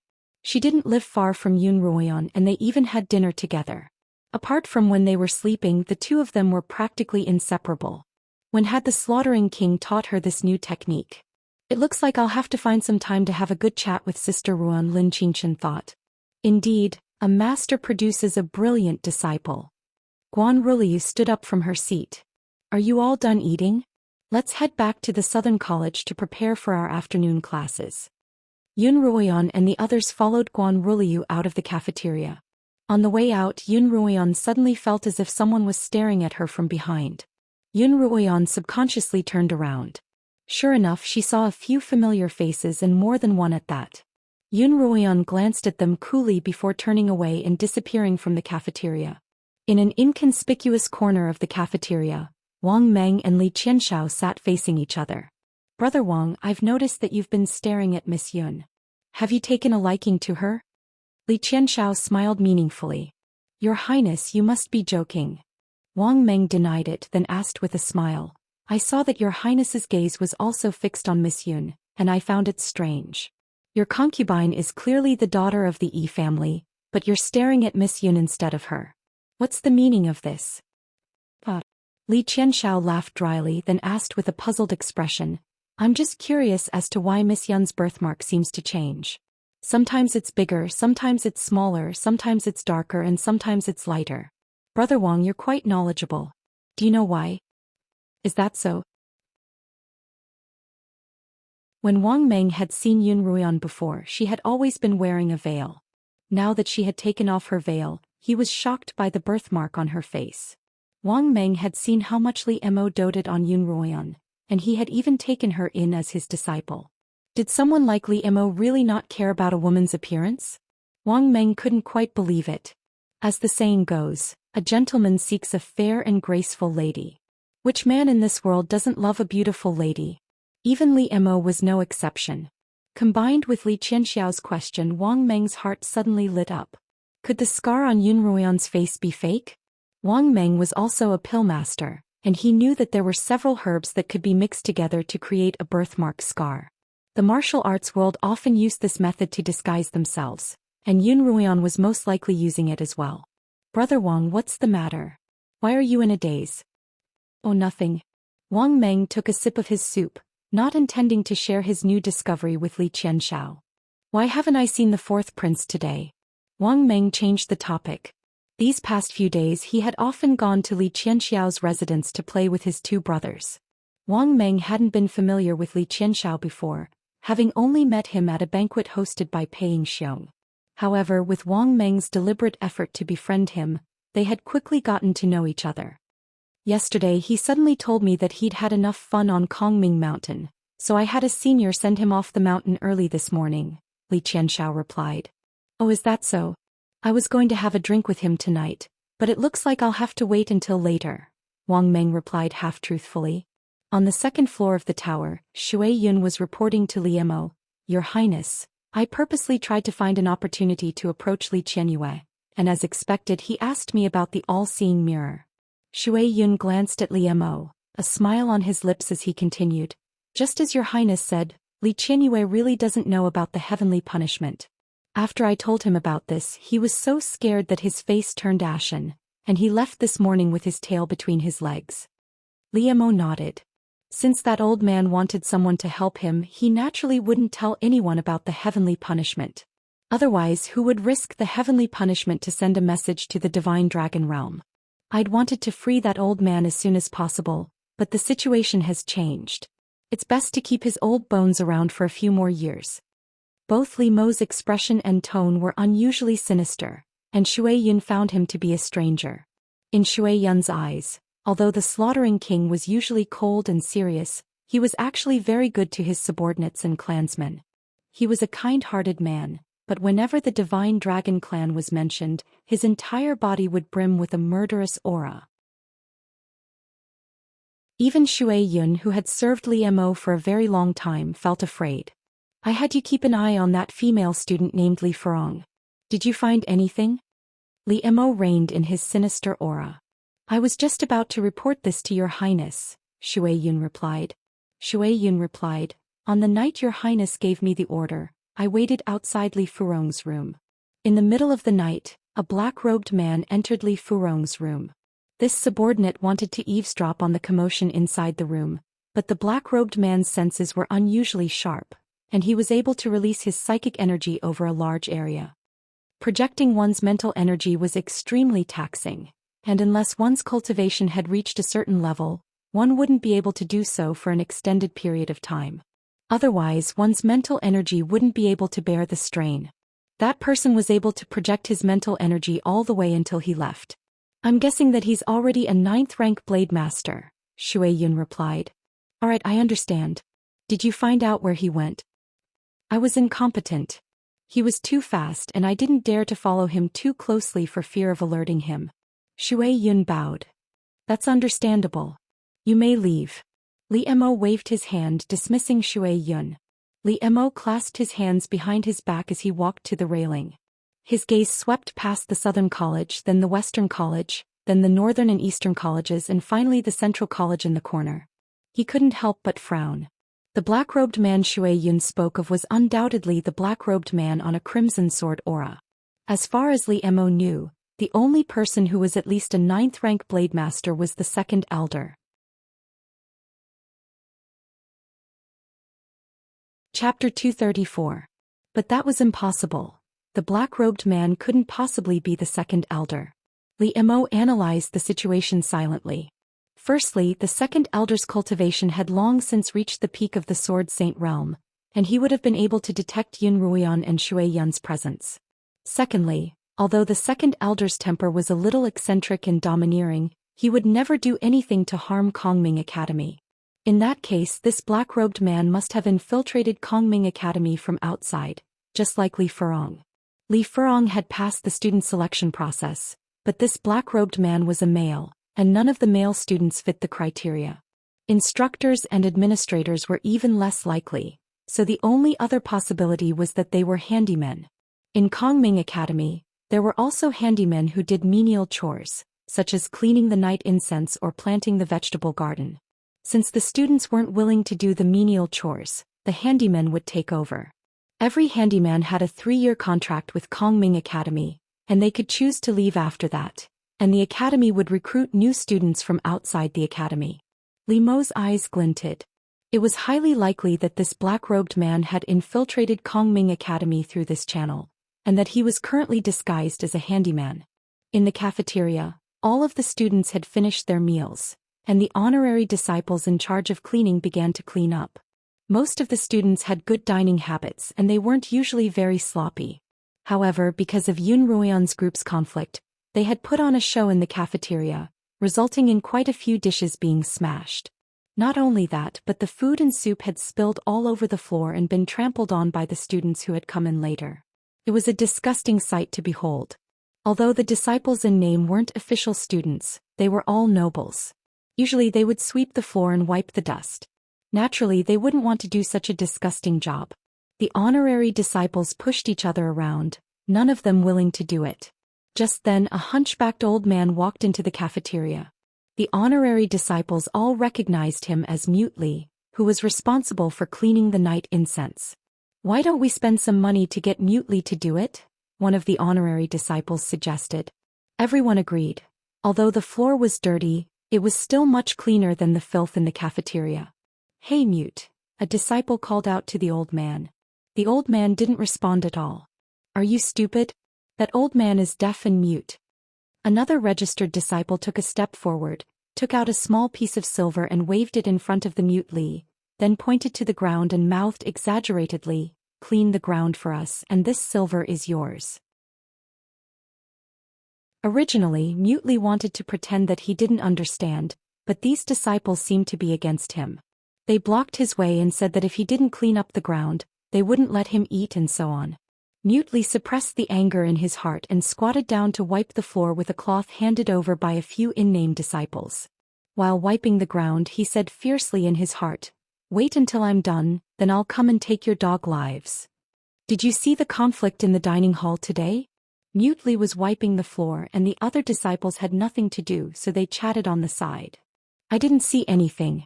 I was helping out in the kitchen at the time." "What happened?" one of the disciples asked curiously. Therefore, the nominal disciple who had witnessed the whole incident told the whole story in detail. "Let me tell you, the funniest thing was that senior sister Li. She was splashed with soup all over her face and she was still jumping around. No matter how pretty she is, she still looks like an idiot, haha." The disciple laughed as he spoke. He didn't remember the excitement of the battle, but he did remember Li Furong's embarrassing appearance clearly. Mute Li cursed inwardly as he wiped the floor. Li Furong had already told him to keep a low profile, so why did it seem like she was deliberately going against him? Was there something wrong with her brain? It seemed like he couldn't delay things any longer. That night, Mute Li, the black-robed man, entered Li Furong's room once more. "Didn't I tell you to keep a low profile? Why did you embarrass yourself in the dining hall today?" The black-robed man questioned Li Furong. "My hand was injured by that ugly Yun girl, and I've been looking for an opportunity to teach her a lesson for a long time. And those Lin sisters by her side are all despicable." Li Furong replied indignantly. "I just happened to be with Guan Tianyu and Rong Yueshan today. Rong Yueshan and Yun Ruoyan have a grudge against each other, and I only wanted to provoke them into a fight. I didn't expect that I wouldn't be able to get away with it. Humph. The black-robed man snorted. How foolish. Yun Ruoyan is Li Mo's disciple, and given Li Mo's strength, it's obvious that Yun Ruoyan isn't weak at all. She's definitely not as simple as she seems. The black-robed man had observed Yun Ruoyan from afar when he was disguised as Mute Li. Apart from the ugly birthmark on her face, she didn't seem to have anything special about her. However, because of Li Mo's presence, the black-robed man never dared to underestimate Yun Ruoyan. Remember the mission you've been assigned to Kongming Academy. Once you've completed it, you can have your revenge, the black-robed man instructed. Then when should I do it? I really don't want to stay here for another day.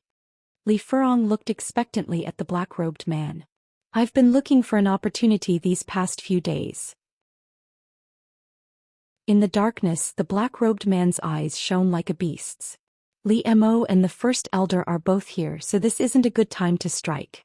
Once Li Mo leaves and the First Elder is alone, we'll strike. Li Furong wasn't the only one who didn't want to stay any longer.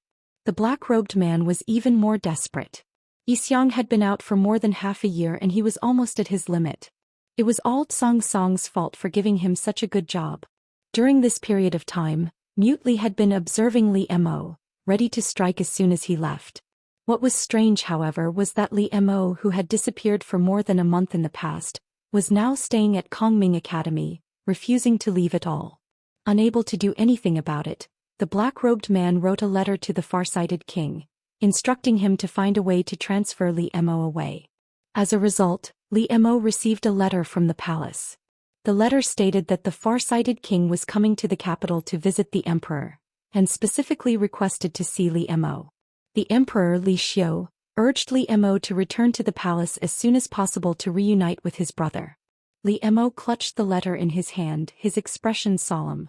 He had already found out that Mute Li was the black-robed man, and the only reason he hadn't taken any action yet was because he wanted to uncover the mastermind behind Mute Li's actions.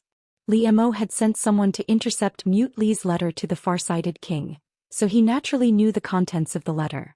Then he had sent a secret guard to trace the letter back to the far-sighted king. At first he didn't dare believe it.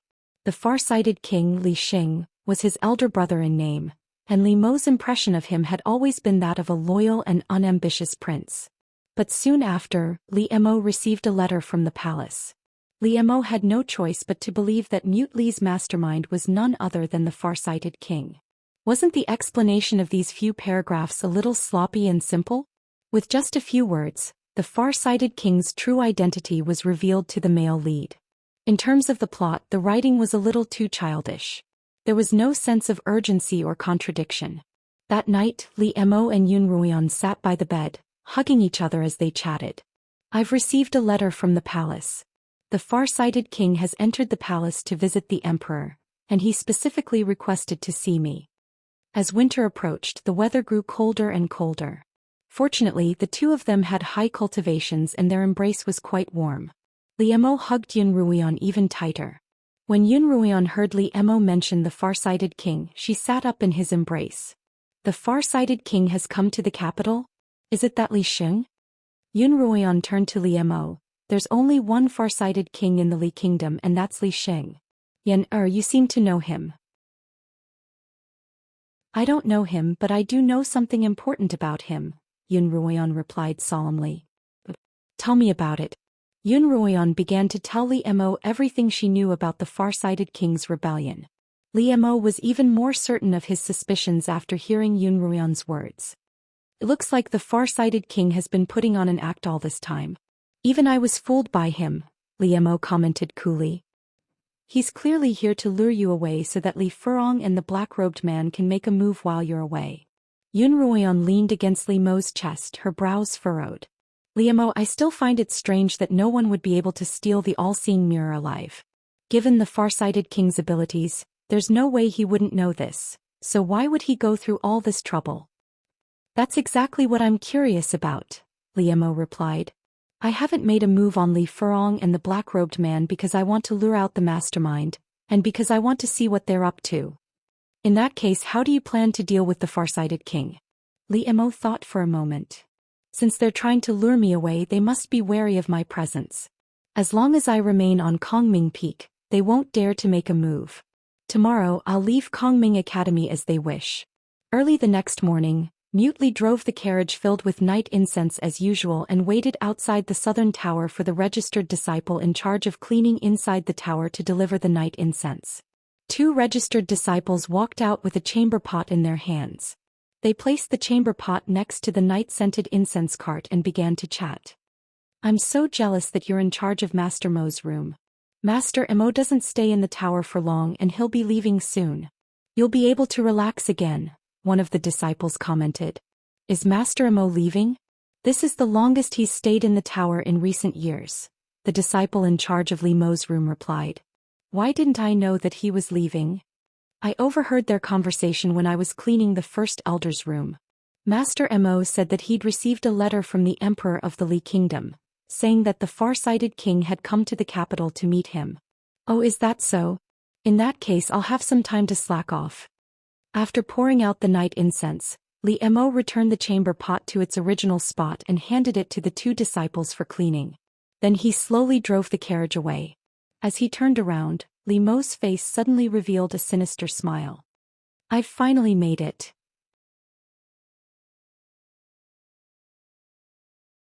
Chapter 235.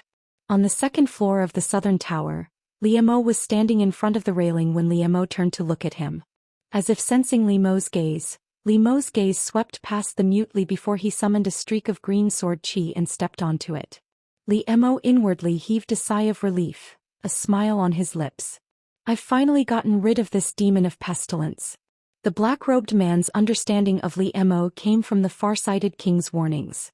As Li Mo's younger brother in name, the far-sighted king understood him very well, and the more he understood him, the more he feared him. Li Mo had only been 6 or 7 when he entered the palace, but he was already different from the average child. Li Mo was too intelligent and his cultivation progressed too quickly. This surprised Li Xing and he wanted to get closer to him. But no matter how much he tried, the little boy remained cold, as if he could tell that there was more to Li Xing than meets the eye. Li Mo's abilities as an adult shocked Li Xing even more. At 16 he was able to command an army and quell the Beastkin rebellion, and he had a lofty status in Kongming Academy. Unfortunately he couldn't make use of such a talented person, which left Li Xing regretful and vexed every night. Li Mo alone was equivalent to an entire army, but if he were to make an enemy out of Li Mo, it would be as much of a hindrance as an army. Li Xing had been lying low for so many years, partly because he wanted to be fully prepared, and partly because he was wary of Li Mo. The biggest reason he had stolen the manual was to use it against Li Mo. Li Xing believed that if he were to meet Li Mo on the battlefield one day, he would be able to put up a fight with him with the manual. As a result, the black-robed man's operation had come to fruition. Because he had already made preparations for the operation, the black-robed man moved quickly. After a brief discussion with Song Song and Li Furong, he came up with a plan. The operation would begin after midnight when everyone was at their most tired. Song Song wouldn't participate in the operation, and instead returned to his own courtyard to await further news. Li Furong would be the main operator, while the black-robed man would provide support. Poor Li Furong still didn't know how dangerous the all-seeing mirror was, and that she was destined to be the sacrificial lamb. At this moment she was waiting excitedly for the arrival of the midnight hour. When it was almost midnight, the black-robed man gave the order to begin the operation. Both of them were dressed in nocturnal clothes. Under the cover of the night, they moved quickly toward the southern tower. About 100 meters away from the 2 of them, there were 2 other figures hidden behind the black-robed man and Li Furong. They were moving at the same speed as the 2 in front of them. These 2 were none other than Shui Yun and Yun Ruoyan. Yun Ruoyan was in charge of following Li Furong. As she looked at Li Furong's back from afar, she couldn't help but feel a little surprised. Li Furong's cultivation wasn't very high, and even Lin Qingxue wasn't a match for her. She appeared to be an early-stage 5th-rank blade master, but her speed was so fast that even a peak 7th-rank blade master like Lin Qingxue had to use all her strength to keep up. Sure enough, even a seemingly useless vase might have something special about her. When the black-robed man and Li Furong arrived at the southern tower, they hid behind a patch of vegetation. Song Song had already drawn a map of the southern tower for them to see, so the two of them had a rough idea of what lay within. You can move out now. I'll wait for you here, the black-robed man whispered to Li Furong. All right. Li Furong crouched and took 2 steps towards the southern tower. Suddenly she turned around and looked at the black-robed man with a burning gaze. Master, don't forget what you said before. Don't worry, when have I ever lied to you? The black-robed man replied sincerely. I'll definitely recommend you to the far-sighted king. Once he ascends to the throne, you'll be second only to the far-sighted king. Hearing this, Li Furong's eyes lit up even more. The black-robed man watched as Li Furong crawled all the way to a corner of the southern tower. He was a little reluctant to part with her. After all, he had spent so many years raising her. At the same time, however, he couldn't help but sneer inwardly. Once a person harbored such thoughts, they were bound to die, and Li Furong was no exception. When Li Furong reached the corner of the tower, she didn't open the door to the tower like Yun Ruoyan had expected. Her whole body was like a gecko climbing up the wall at an extremely fast speed. Yun Ruoyan had seen Li Mo use this technique before. That night, when they were scouting the Yuelu villa, Li Mo had used this technique behind Yun Ruoyan's back to avoid alerting the enemy. Yun Ruoyan naturally knew that this technique required a large amount of spiritual energy, which had to be converted into a suction force in order to scale the wall like a gecko. Li Furong clearly didn't have that much spiritual energy, but the fact that she was able to pull off such a suction force was truly puzzling to Yun Ruoyan. There's a hidden door behind the southern tower. Miss Yun, you keep an eye on Li Furong and I'll stay here and keep an eye on the black-robed man, Shui Yun whispered to Yun Ruoyan. Yun Ruoyan nodded, then quietly circled to the back of the southern tower. Yun Ruoyan had already been informed of the location of the hidden door, so she was able to find it easily. After entering the southern tower, Yun Ruoyan walked all the way to the top floor. At the same time, Li Furong leaped over the railing and into the tower. Yun Ruoyan retracted her aura and hid behind the door as she watched Li Furong approach the all-seeing mirror. The all-seeing mirror sat quietly on a stone pedestal in the center of the room. Yun Ruoyan had only seen it once during the day. At that time she saw a white mist floating above the mirror of the divine eye of heaven. When the great elder chanted the incantation to open the mirror of the divine eye of heaven, the white mist dissipated and an eye appeared. After the eye slowly opened, one could see what one wanted to see in that pair of eyes. However, it was nighttime and this was the first time Yun Ruoyan had seen the all-seeing mirror at night. The surface of the mirror was pitch black, as if it were a bottomless pool, mysterious and cold. At the same time, one would feel a sense of reverence for it and not dare to approach it. Li Furong, however, didn't seem to feel this way. Her eyes glowed as she walked toward the all-seeing mirror. As she walked, she murmured, "So this is the all-seeing mirror? It's pitch black and there's nothing special about it." But as soon as Li Furong picked up the all-seeing mirror, a strange phenomenon occurred. A blood-red eye suddenly appeared on the surface of the mirror. The blood-red eye stared straight at Li Furong, causing her to retreat in fear. As she retreated, a beam of red light shot out from the eye and struck Li Furong's body. "It's a demonic eye, a demonic eye." Qiuqiu's voice suddenly rang out in Yun Ruoyan's mind. Qiuqiu had been cultivating diligently, and this was the first time in nearly 10 days that it had spoken of its own accord, and its voice was filled with fear. Even Yun Ruoyan, who had always been calm and collected, couldn't help but feel nervous. She didn't have the time to talk to Qiuqiu and instead stared unblinkingly at Li Furong. Because something was happening to Li Furong's body as well. The red light seemed to be extremely harmful to Li Furong. Her face contorted in pain and her mouth was wide open, but no sound came out. Perhaps there was a sound, but it was muffled by the red light. Within the red light, it was as if a strange and tragic pantomime was taking place. Black scales began to burrow out of Li Furong's exposed skin.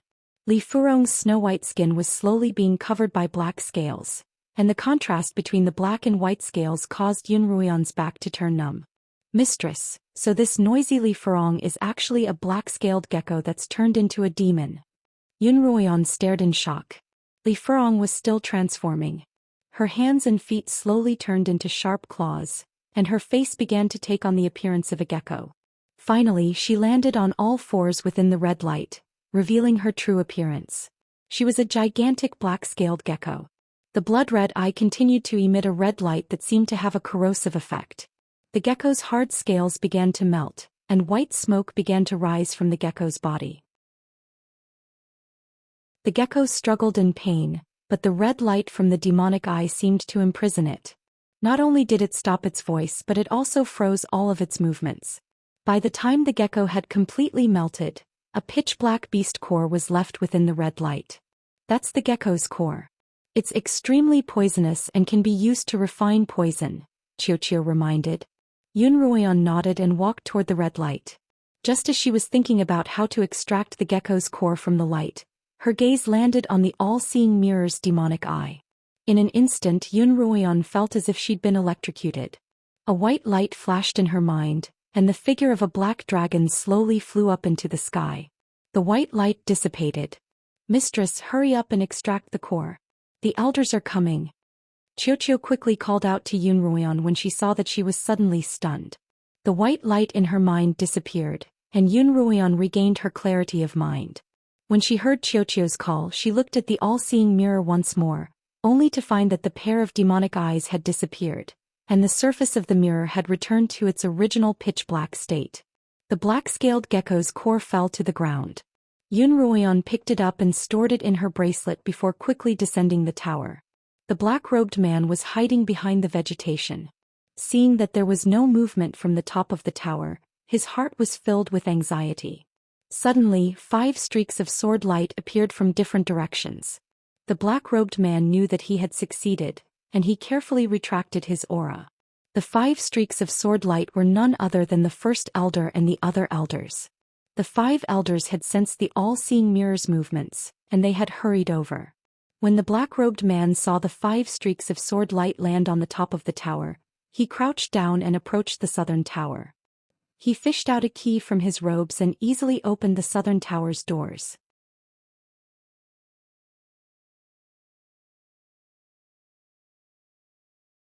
At their level, the identity tag was no longer important, so they usually wouldn't wear it on their bodies. Instead, they would keep it. So when they saw the Great Elder's identity card, they couldn't help but be a little surprised. "On the orders of the Great Elder, please remain at the top of the tower for the time being," Shui Yun said. "What do you mean?" Third Elder asked curiously. "Did something happen?" "Elders, please wait a moment. Once this is over, the Grand Elder will give everyone a reasonable explanation." Shui Yun didn't say anything else, nor did he answer any questions. Although the elders were puzzled, they still had to obey the Great Elder's orders, so they waited patiently. After passing through the door of the secret chamber, there was a corridor with 2 rows of stone doors on either side. Behind these doors were all the treasures of Kongming Academy. According to the intelligence they had received, the manual was stored in the 3rd stone chamber on the left.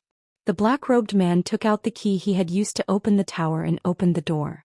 In the opposite chamber, Yunruoyan and Li Mo were observing the black-robed man's movements through a hole in the stone door. "The thousand-faced key," Li Mo murmured. "What is it?" Yunruoyan asked. "That black-robed man is holding the thousand-faced key, which is made from the core of a thousand-faced beast, and can unlock all locks in the world," Li Mo replied. "Such a good thing is mine." Yunruoyan smiled. "Can we leave now?"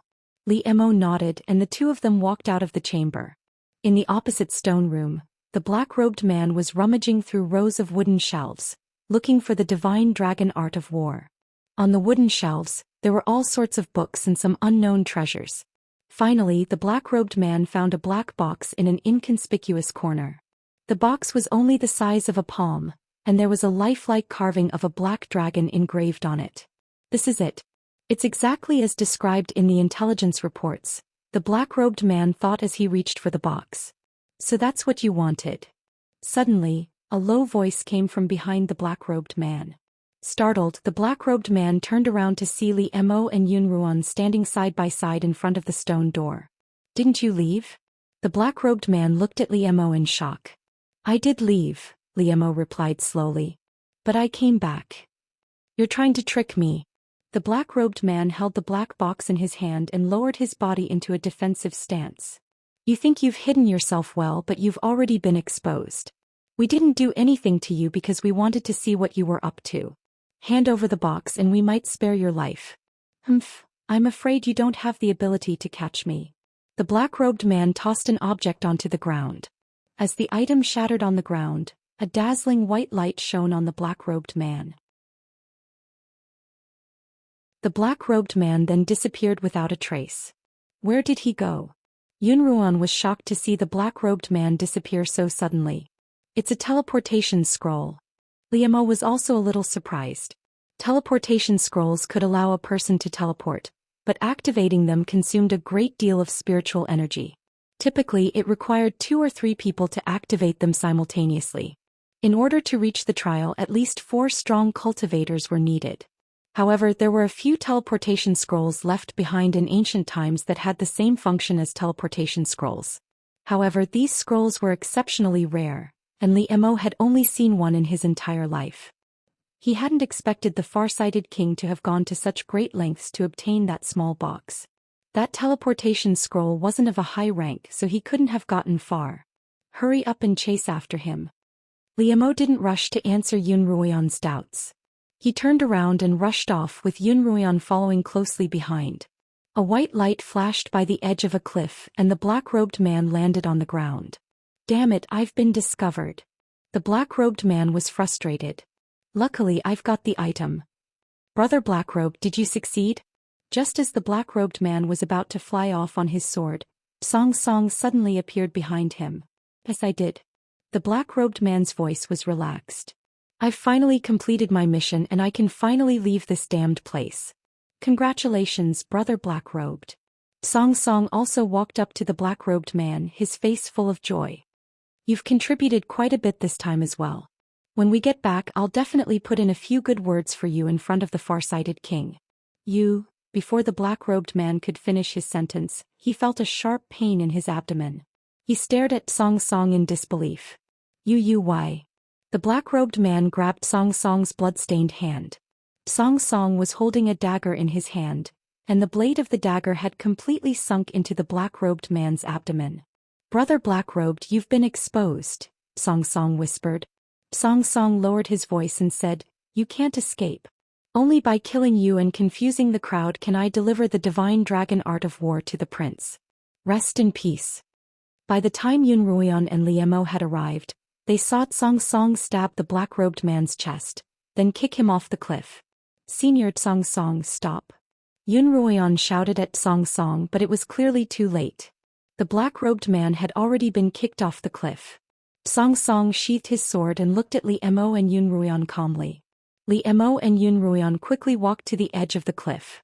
Yunruoan looked down and saw that the bottom was shrouded in mist. If he fell from here, he wouldn't even have a corpse left. Yunruoan turned back to Liemo. Senior Song Song, why are you here? Liemo frowned at Song Song. Song Song's expression remained calm. I happened to wake up at night when I saw a scarlet sword flash past my window. I didn't recognize it, so I chased it here. The black-robed man on the sword tried to escape, so I knocked him off the cliff. The black-robed man fought back fiercely and I accidentally killed him. Liemo wanted to ask more, but Yunruoan interrupted him. Senior Song Song, did you see the black box in the black-robed man's hand? Black box? Song Song pretended to be confused. Did you chase the black-robed man here because he took the box? Senior Song Song, did you see it? Liemo didn't answer Song Song's question. Song Song thought for a moment. When I knocked the black-robed man off the cliff, he seemed to have dropped something, but I couldn't see what it was exactly. Where? Yunruoan asked hurriedly. Song Song pointed to the bushes and trees behind him and said, It fell over there. Senior Song Song, the black-robed man stole that item from the southern tower. It's very important. From the southern tower? Song Song looked surprised. Then it must be something very important. Hurry up and look for it. After saying that, Song Song walked into the flowers and trees and pretended to search carefully. Found it. A moment later, Yunruoan found a black box hidden among the bushes. Yunruoan held the box in her hand. Her fingers brushed past the carving of a black dragon on the lid, and she felt a cold sensation seep into her skin.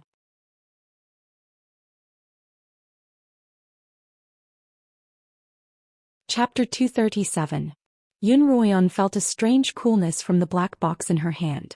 She couldn't help but take a closer look at the black box in her hand.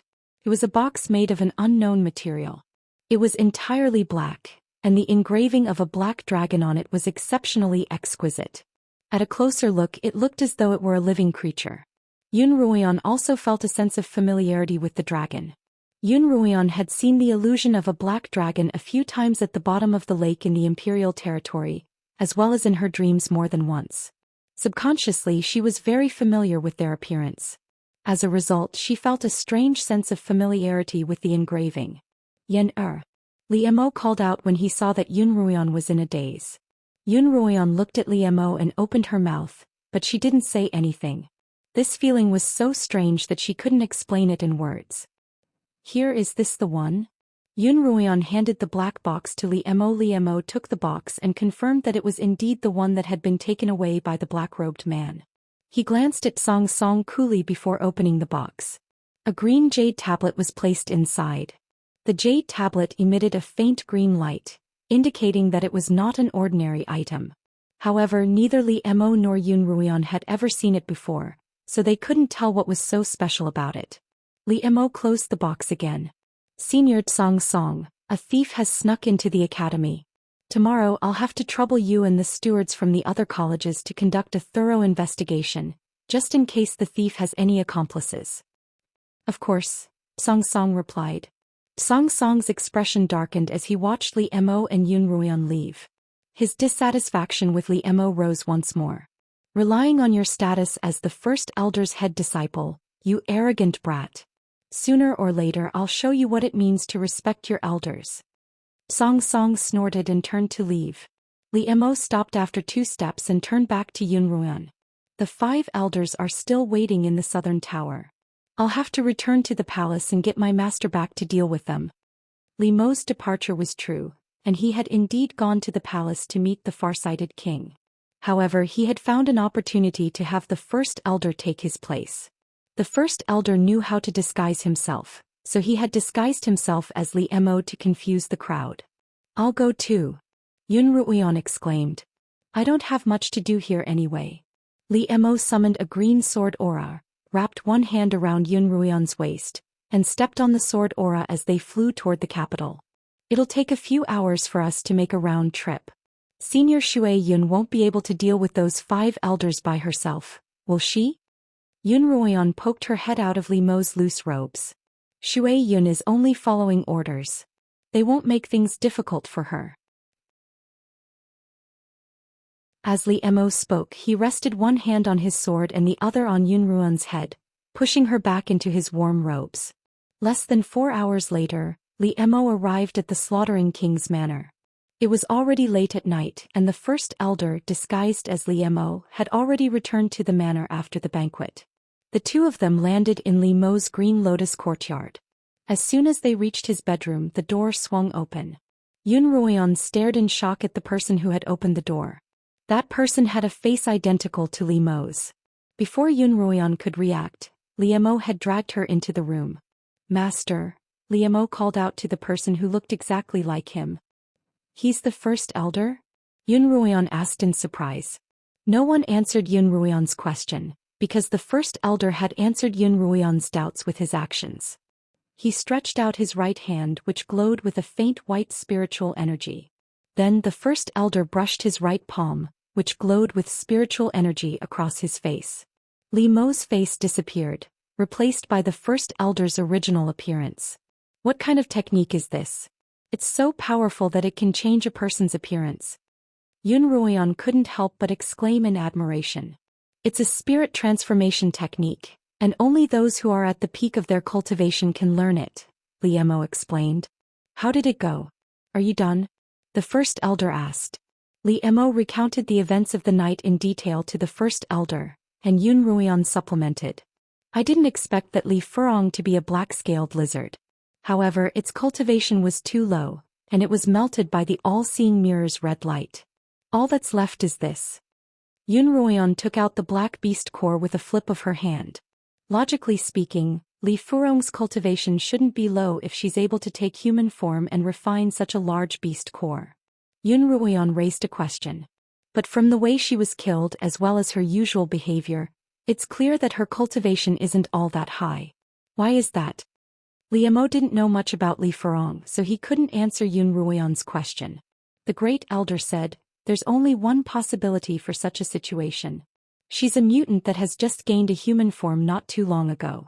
Moreover, she didn't obtain her human form through cultivation.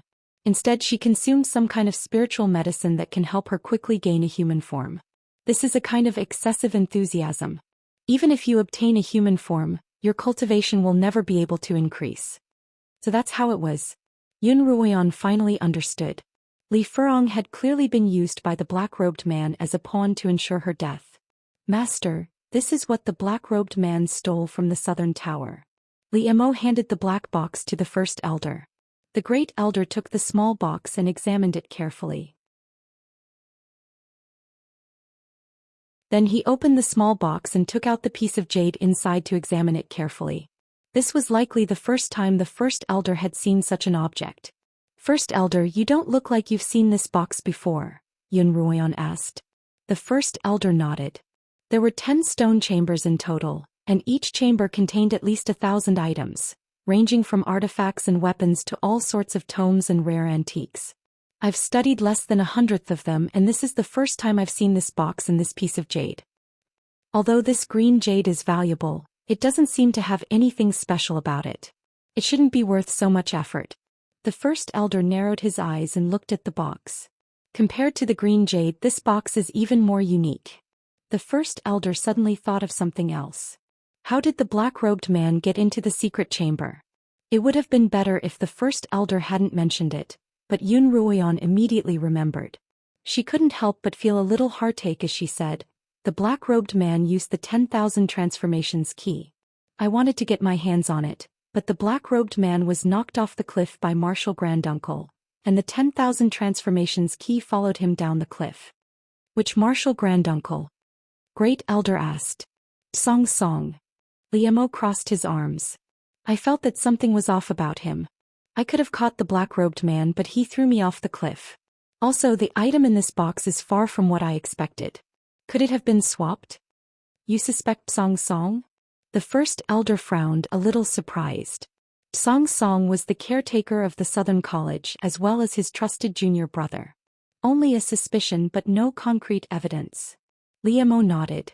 After the black-robed man stole the box, only Song Song had any contact with him. If there really is something wrong with the item in the box, then it's highly likely that Song Song was the culprit. The first elder's expression turned serious. According to Li Mo, the far-sighted king was planning a rebellion, and the items stolen by the black-robed man had to have something to do with it. The secret chamber had always been Kongming Academy's top secret, and only the first elder had the authority to open it. If even he wasn't familiar with it, how could someone like the far-sighted king know about it? Moreover, Song Song was a high-ranking member of Kongming Academy. If Li Mo's guess was right, how could he have had anything to do with the far-sighted king? If that was the case, then Kongming Academy couldn't keep him around. "Li Mo, I've always supported you in everything you do, but Kongming Academy has never participated in the struggles of the secular world. Our goal is to constantly improve our cultivation and venture into the universe," the first elder began. "Most people in the world are short-sighted, but you should know that cultivation is the only way." "Yes, master." Li Mo nodded. The first elder was both a master and a senior to Li Mo, and more often than not he played the role of a friend. As a result, Li Mo respected and trusted the first elder. Sometimes, Li Mo would choose to ignore Empress Xue Tong's words, but he would often listen to the first elder's advice. At this moment, Yun Ruoyan wasn't listening to their conversation. She couldn't help but recall the demonic eye she had seen in the all-seeing mirror. The crimson light emitted by the demonic eye could melt Li Furong's black-armored lizard in an instant. It was extremely terrifying and bizarre. Yun Ruoyan couldn't help but think of the demonic eye she had seen in the serpent ring. Although that demonic eye was much smaller and less powerful than the one she had seen in the all-seeing mirror, the aura it exuded was extremely similar. "Mistress, before you figure out what's going on with the demonic dragons, it's best not to tell anyone else. Not even Li Mo or the first elder." As if sensing Yun Ruoyan's confusion, Qiu reminded her once more. "You'll have to investigate on your own." Just a moment ago Yun Ruoyan had indeed considered asking the first elder and Li Mo about the matter, but Qiuqiu's reminder had dispelled that notion. After explaining the situation to the first elder left. He also brought the black box back with him for safekeeping. Li Mo still had to enter the palace after daybreak, as the far-sighted king would be staying in the capital for a few days. The next day, after having breakfast with Yun Ruoyan, Li Mo entered the palace. Yun Ruoyan didn't follow him. Instead, she went to the Lin Manor to look for Lin Zainin. Yun Ruoyan hadn't forgotten the black dragon's words in the demonic dragon tomb. Investigate carefully and you'll surely find some clues that will reveal your identity. If she wanted to uncover her true parentage, she would have to start with those closest to her. Yun Ruoyan first chose Lin Zainin, who truly loved her. Lin Zainin was pleasantly surprised to see Yun Ruoyan. The last time Yun Ruoyan had been infected by demonic energy, Li Mo had hurriedly taken her away from the Lin Manor. Although Li Mo had reported that she was safe, Lin Zainin couldn't help but worry. As soon as he saw her, he looked her up and down, asking if she was feeling well and if she still felt unwell. Only when he received a positive answer did he relax. Why had she suddenly returned?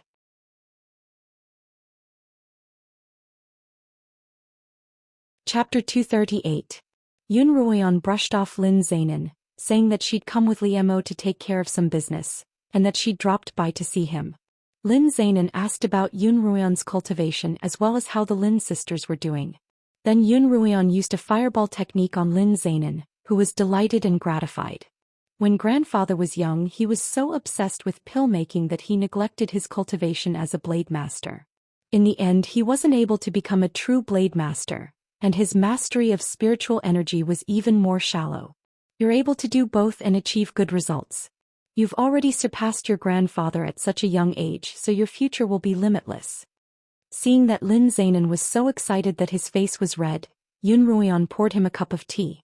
Lin Zainin took the cup and sipped it slowly, calming his excitement. If your mother were still alive, she'd be delighted to see you so successful. Since Lin Zainin had brought up her mother, Yun Ruoyan asked, "Did mother come back often when she was pregnant with me?" "Yes, she came back often even when your grandmother was still alive. I was often away from home, but I heard from your grandmother that your mother loved to go to the peach orchard to look at the peach blossoms." At the mention of the peach orchard, Yun Ruoyan recalled that strange dream in which Lin Yueme had asked her to call a stranger, Daddy. Yun Ruoyan couldn't help but ask, "Grandfather, did my mother have any male friends other than my father before she gave birth to me?" Lin Zainin didn't expect Yun Ruoyan to suddenly ask this question. "I just thought that someone as beautiful as mother must have had a lot of suitors before marrying my father," Yun Ruoyan added, realizing that her question had come too suddenly. "That's right." Lin Zainin sighed. "After your mother reached marriageable age, there were so many matchmakers at home.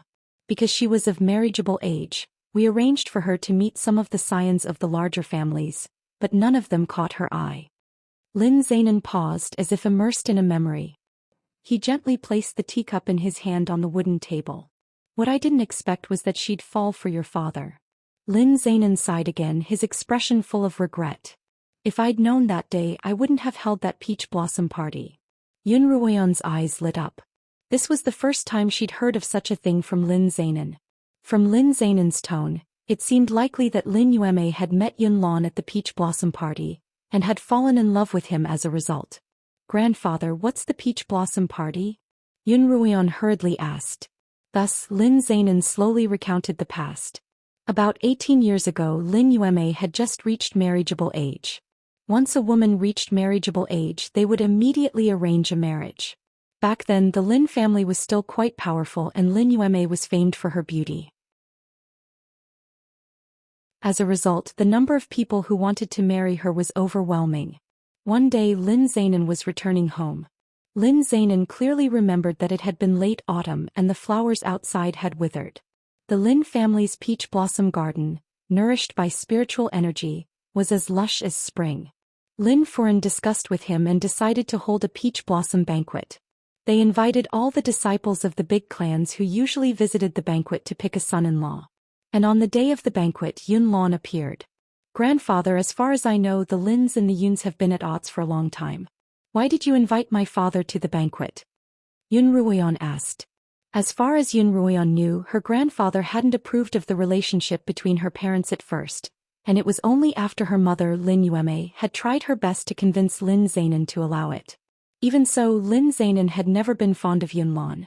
Of course I didn't invite him, but I couldn't stop him from coming with someone else, Lin Zainan replied.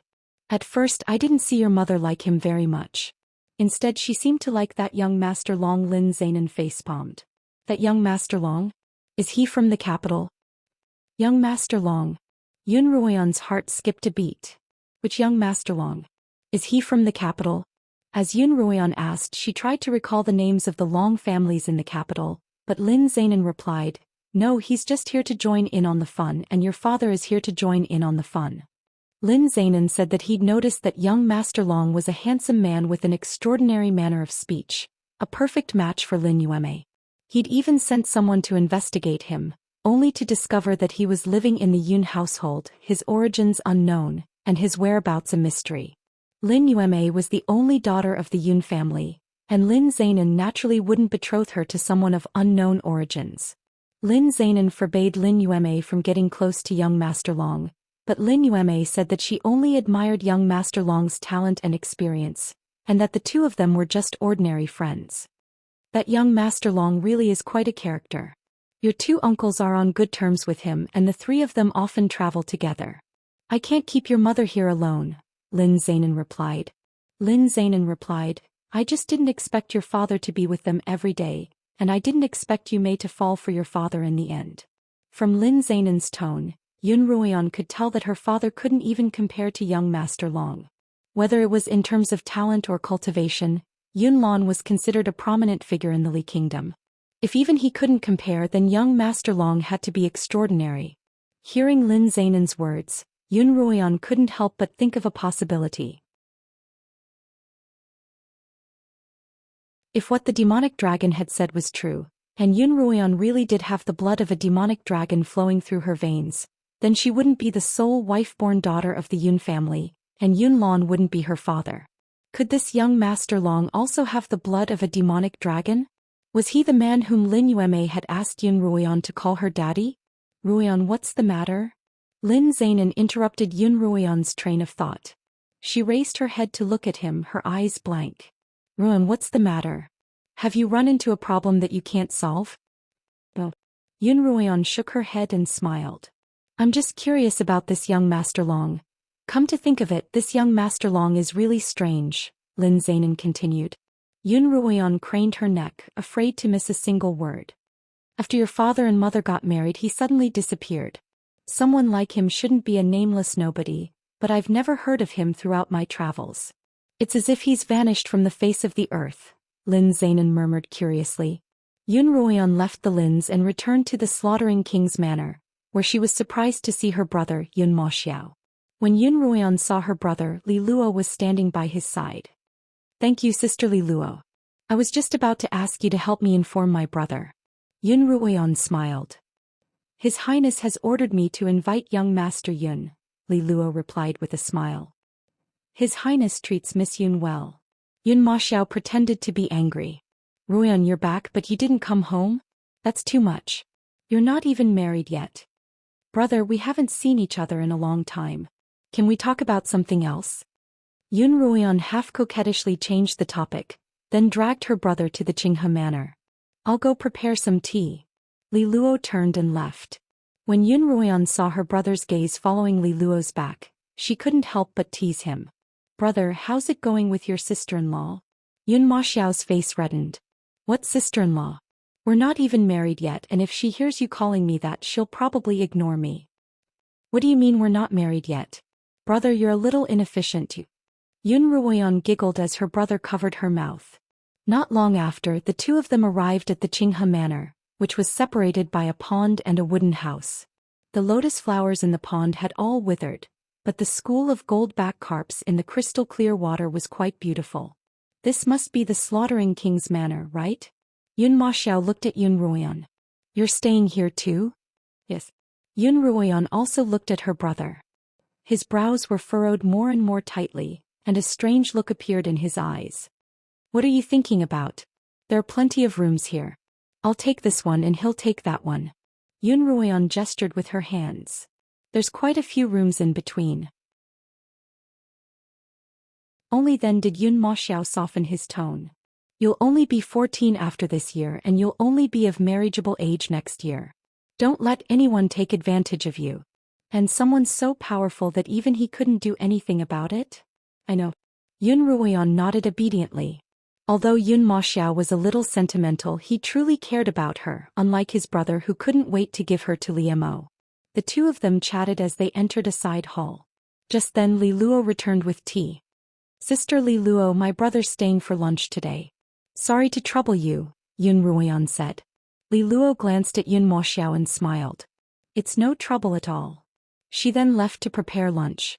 I see that Sister Li Luo is much closer to you now, so you'd better be more proactive. Yun Ruoyan looked at her brother.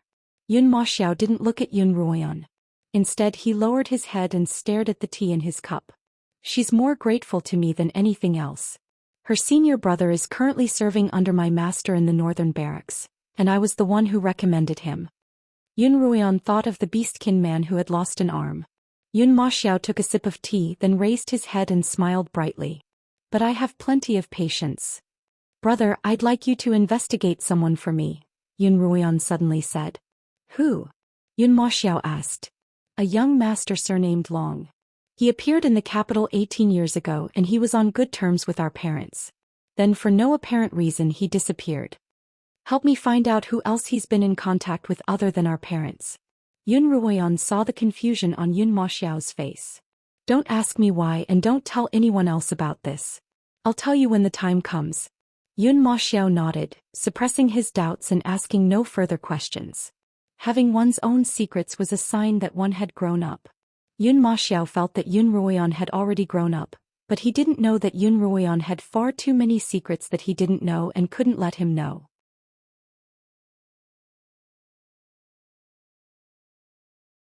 Chapter 239. After lunch, in order to create an opportunity for Yun Moxiao and Li Luo to interact, Yun Ruoyan suggested a game of chess. Li Mo had ordered Li Luo to take good care of Yun Ruoyan, and she obeyed Yun Ruoyan's request by setting up a chessboard in the side hall. Yun Ruoyan wanted Li Luo and Yun Moxiao to play, but Li Luo refused. Yun Ruoyan couldn't force the issue, so she could only play with Yun Moxiao herself. As Yun Ruoyan played, she glanced at Li Luo from time to time. Although Li Luo didn't speak, she would frown every time she made a wrong move. From this, Yun Ruoyan could tell that Li Luo was quite skilled at chess. For those who were skilled at chess, nothing was more painful than watching a lousy chess player play poorly. Yun Ruoyan purposely made a wrong move, then looked vexed. Brother, this move doesn't count. I'll go again. Yun Ruoyan refused to play and Yun Moxiao nodded in agreement. However, Yun Ruoyan pondered for a long time without making a move. Sister Li Luo, where do you think I should play? Yun Ruoyan took the initiative to ask Li Luo, and Li Luo finally made a move. You can try there. Li Luo pointed at a spot. Once Li Luo started, she couldn't hold back.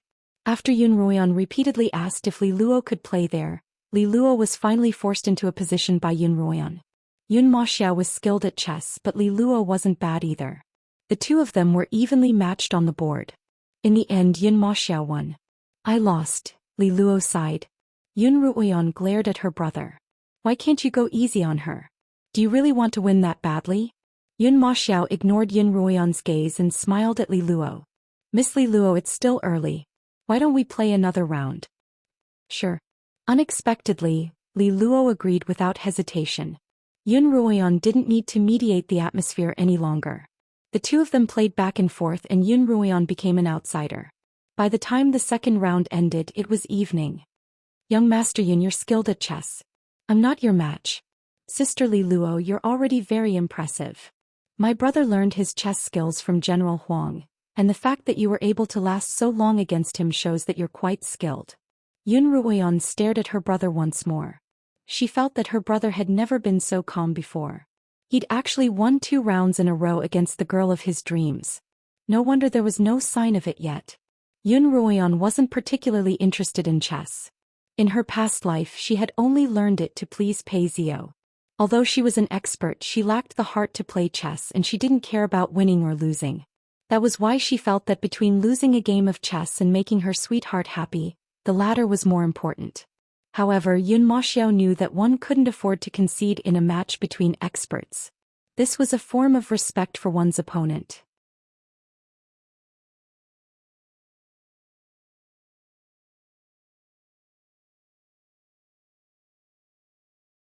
The far-sighted king has adopted a son who insists on taking me as his master, so I told him that I have a disciple, Li Mo replied. When the far-sighted king heard this, he insisted on meeting Yun Ruoyan. Li Mo was about to refuse, but Yun Lan immediately agreed.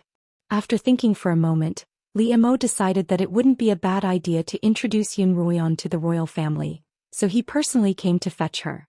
The winter weather was cold and the gardens weren't suitable for a banquet. As such, the banquet was held in Qingde Palace, where the emperor and his officials were invited. The palace guards all recognized Li Mo's sword aura, and Li Mo stopped right in front of Qingde Palace.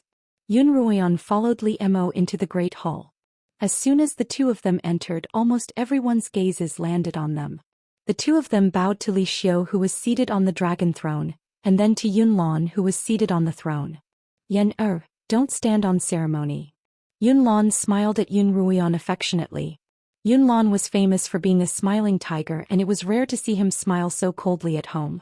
But once he was outside, he immediately became smooth and slick, smiling from ear to ear.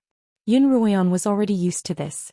However, when Yun Ruoyan turned around and revealed the fake birthmark on the right side of her face, Yun Lan's expression changed. "Why aren't you wearing a veil?" Yun Lan lowered his voice. Yun Ruoyan hadn't worn a veil during her stay at Kongming Academy, deliberately showing her ugly face to others. Apart from scaring away a few people who had nothing better to do, it was also a way for Yun Ruoyan to act in a fit of pique. A large part of her tragic fate in her past life had been because of her ugly face, and in this life she wanted to use that same ugly face to fight for a different fate. Lin Zainan and Yun Maxiao weren't surprised that Yun Ruoyan wasn't wearing a veil and deliberately revealing her birthmark. After all, they were only concerned about Yun Ruoyan herself. However, Yun Lan was more concerned about how much benefit this wife-born daughter of the Yun family could bring to him. Yun Ruoyan ignored Yun Lan and pretended not to hear him. Yun Lan was about to reprimand Yun Lan when an unfamiliar voice came from the seat of honor. "Brother, is this your new disciple, the wife-born daughter of the Yun family, Yun Ruoyan?" Yun Ruoyan looked toward the source of the voice and saw a short-bearded, middle-aged man sitting on the first seat to the left of the throne. He looked to be in his 40s, dressed in a purple gold robe, and had a warm smile on his face. This must be the far-sighted king, Li Xing, Yun Ruoyan thought. Just from his appearance alone, he really does fit the image of a virtuous king. In fact, he had indeed fooled the common folk in Li Xiu. "Yes, I am." Yun Lan stood up. "Her appearance is indeed extraordinary." The far-sighted king's words were impeccable, and the officials who didn't know how to describe Yun Ruoyan's birthmark all nodded in agreement. This wasn't the first time that Li Xiu had seen Yun Ruoyan's ugly face, so he wasn't as surprised as the others. He smiled at Li Mo. "I'd wanted to matchmake the two of you, but I didn't expect the two of you to become master and disciple." Both Li Mo and Yun Ruoyan smiled without saying a word. "Yan come here." Li Mo sat down opposite Li Xing and beckoned to Yun Ruoyan. Yun Ruoyan walked over and sat down by Li Mo's side. Suddenly, Yun Ruoyan felt two sharp gazes on her. She frowned and met those two gazes head-on. The two gazes came from a youth who didn't look much older than Yun Ruoyan. He was dressed in a crimson brocade robe, and his back was straight as he sat by Li Xing's side.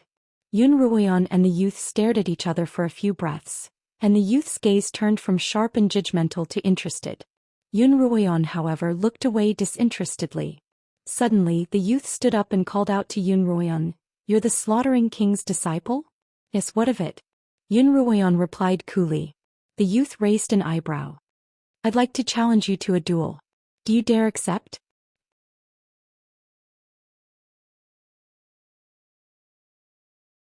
Chapter 240. You want to challenge me? The youth's sudden words surprised Yun Ruoyan as well as everyone else present. Everyone stopped their conversations and turned to look at Yun Ruoyan and the youth. "Yes, I want to challenge you," the youth replied seriously. "His Highness, the Slaughtering King, is someone I've always wanted to take as my master, but now that you've become his disciple, he's not willing to accept me anymore." I want to defeat you in front of the slaughtering king and show him that I'm stronger than you. But I don't want to compete with you. Yun Ruoyan smiled at the youth. Although the youth looked a little older than Yun Ruoyan, at most 14 or 15 years of age, his temperament couldn't be compared to Yun Ruoyan's. Yun Ruoyan couldn't help but look at him as if he were a child. You're looking down on me? The youth was infuriated by Yun Ruoyan's gaze and he clenched his fists tightly. Wei hai. Don't be impudent. The far-sighted king called out to the youth, but the youth continued to stare at Yun Ruoyan stubbornly. The far-sighted king shook his head helplessly. This child is the orphan of one of my officers. That officer passed away not long ago during a mission to suppress bandits, so I took him in as my foster son. I didn't discipline him well enough and he's a little wild. Oh, so he's the orphan of a martyr? How heroic. The officials all sighed when they heard the far-sighted king's words. Compared to an ordinary foster son, the orphan of a martyr held a different status. Even the emperor Li Xiu couldn't help but praise him. Good child. Tell me what you wish for and I'll do my best to fulfill it. Wei Hai doesn't have any other wishes than to become the slaughtering king's disciple, the youth replied. Brother. Li Xiu glanced at Li Mo, who didn't even look up from his cup of wine. Li Mo will only accept one disciple in this lifetime. Yun Ruoyan sat by the side, her lips curling up in a smile. She too didn't look up from her cup of wine. The relationship between master and disciple was indescribably harmonious, but at the same time, it felt as if there was something more between them than between master and disciple. But no one could tell where it was more and where it was less. Li Mo had always been a man of few words. Li Xiu helplessly said to the youth, "This wish is a little difficult. Try something else, such as a high-grade spiritual pill or a spiritual weapon. Godfather has all those things." He pointed at Yun Ruoyan. Then have her spar with me. Li Xiu couldn't help but sigh inwardly. Everyone present could see how much Li Mo valued Yun Ruoyan. He couldn't force Li Mo, so naturally he couldn't force Li Mo's disciple either. However, he had already broken his promise to this child once. If he still couldn't fulfill this wish, how could he, the emperor, put his face in front of so many ministers? Li Xiu's slender eyes couldn't help but lose some of his emperor's authority, replaced by more of an ingratiating look. However, he wasn't looking at Li Mo, but at Yun Ruoyan. Miss Yun, in this emperor's opinion, you should compete with him and fulfill his wish.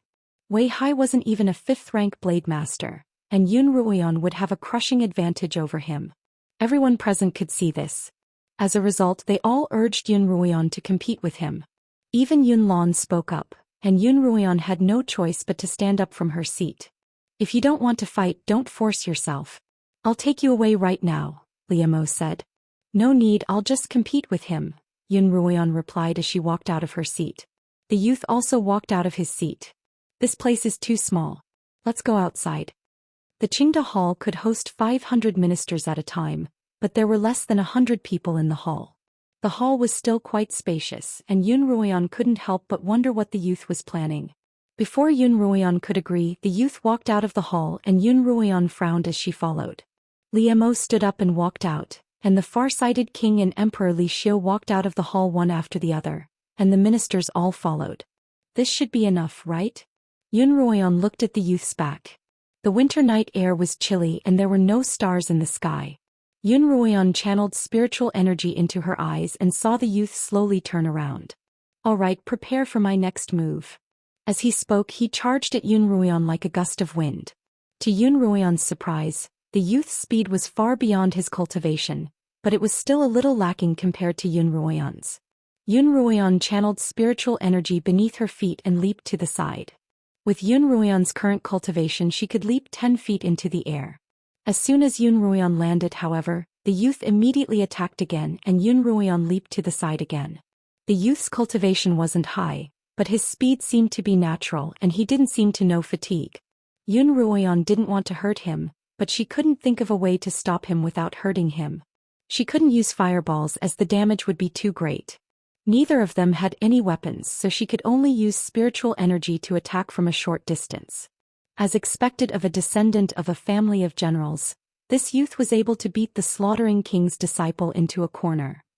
Actually, it's not that the youth is strong, but that Miss Yun isn't skilled enough. Some of the officials who were close to the far-sighted king began to discuss the matter, but they kept their voices low because they were afraid of Li Mo. Not many of these officials had a high cultivation, and they could only make out the surface of the battle in the dark. Li Mo, Yun Lan, Li Xiu and Li Xing could tell that although Yun Ruoyan was dodging, she actually had the upper hand. Just then Yun Ruoyan grasped an opportunity. The youth had revealed an opening in his attack. Previously the youth's leg had been quickly retracted, but this time, it lingered in midair. Yun Ruoyan grabbed the youth's ankle, then channeled spiritual energy from her spiritual vortex and struck it. If she wasn't mistaken, the youth would suffer a bone-deep pain, and then he would lose the ability to fight. What shocked Yun Ruoyan, however, was that her spiritual energy didn't strike the youth's ankle. Instead, she felt a sharp pain in her fingers as if she had been bitten by something. The pain left as quickly as it came, and in an instant Yun Ruoyan's fingers turned numb. The numbness continued to spread from Yun Ruoyan's fingers to her arms, shoulders and neck. "Mistress, you've been poisoned." Only then did Yun Ruoyan hear Xiao's anxious voice. "I know," Yun Ruoyan replied. "Xiao, what were you doing?" "I've been poisoned." Yun Ruoyan's tongue quickly grew numb. She saw the youth standing not far from her raise an arm, and on his arm was a spider of the same color as his clothes.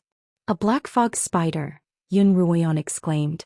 She had seen Li Furong try to use such spiders to harm Lin Qingxue, but she had stabbed her to death with a dagger. The spider that Yun Ruoyan had stabbed to death was identical to the one on the youth's arm, but the color was different.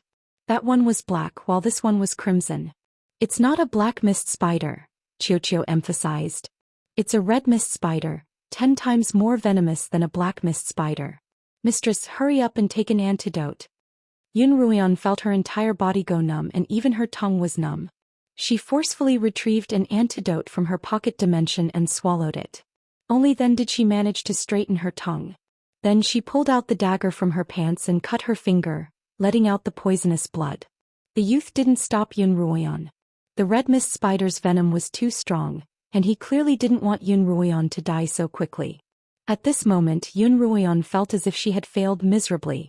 She had a higher cultivation than the youth and she still had a chance of winning, but this youth who was clearly weaker than her had somehow managed to trick her. "What are you trying to do?" Yun Ruoyan asked the youth. "Why?" The youth's simple and honest expression was replaced by a sinister one.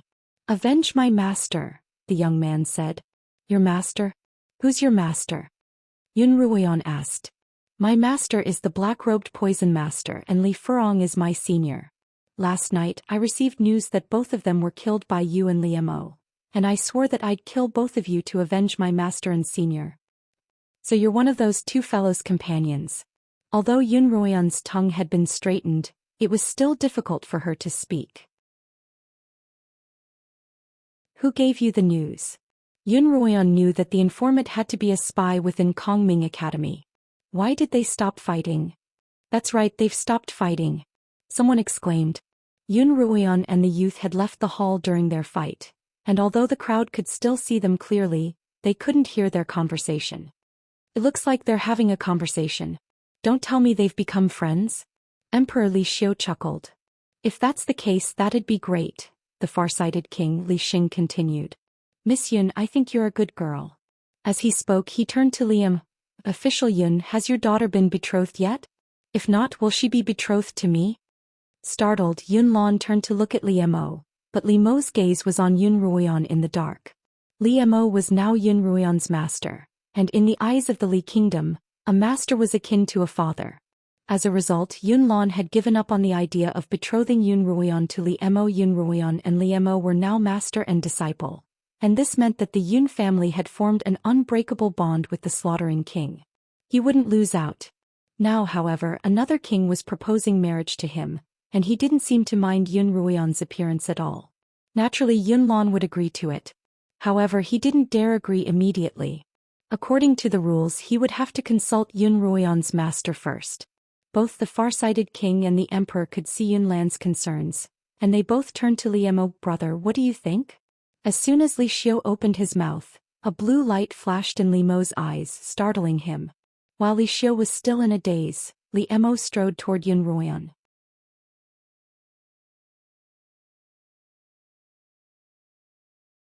Chapter 241. Yun Ruoyan asked the youth who had sent him the message, but he didn't answer her immediately. Although Yun Ruoyan had already taken an antidote and let out some blood, the spider's venom had greatly weakened her cultivation, and she wouldn't be able to fight back for the time being. Xianxia could communicate with Li Mo through her mental energy, but Yun Ruoyan couldn't. As a result, she didn't dare act rashly. If she opened her mouth to call for help, the red mist spider on the youth's arm would immediately bite her. In her weakened state, it would be almost impossible for her to dodge the spider's attack.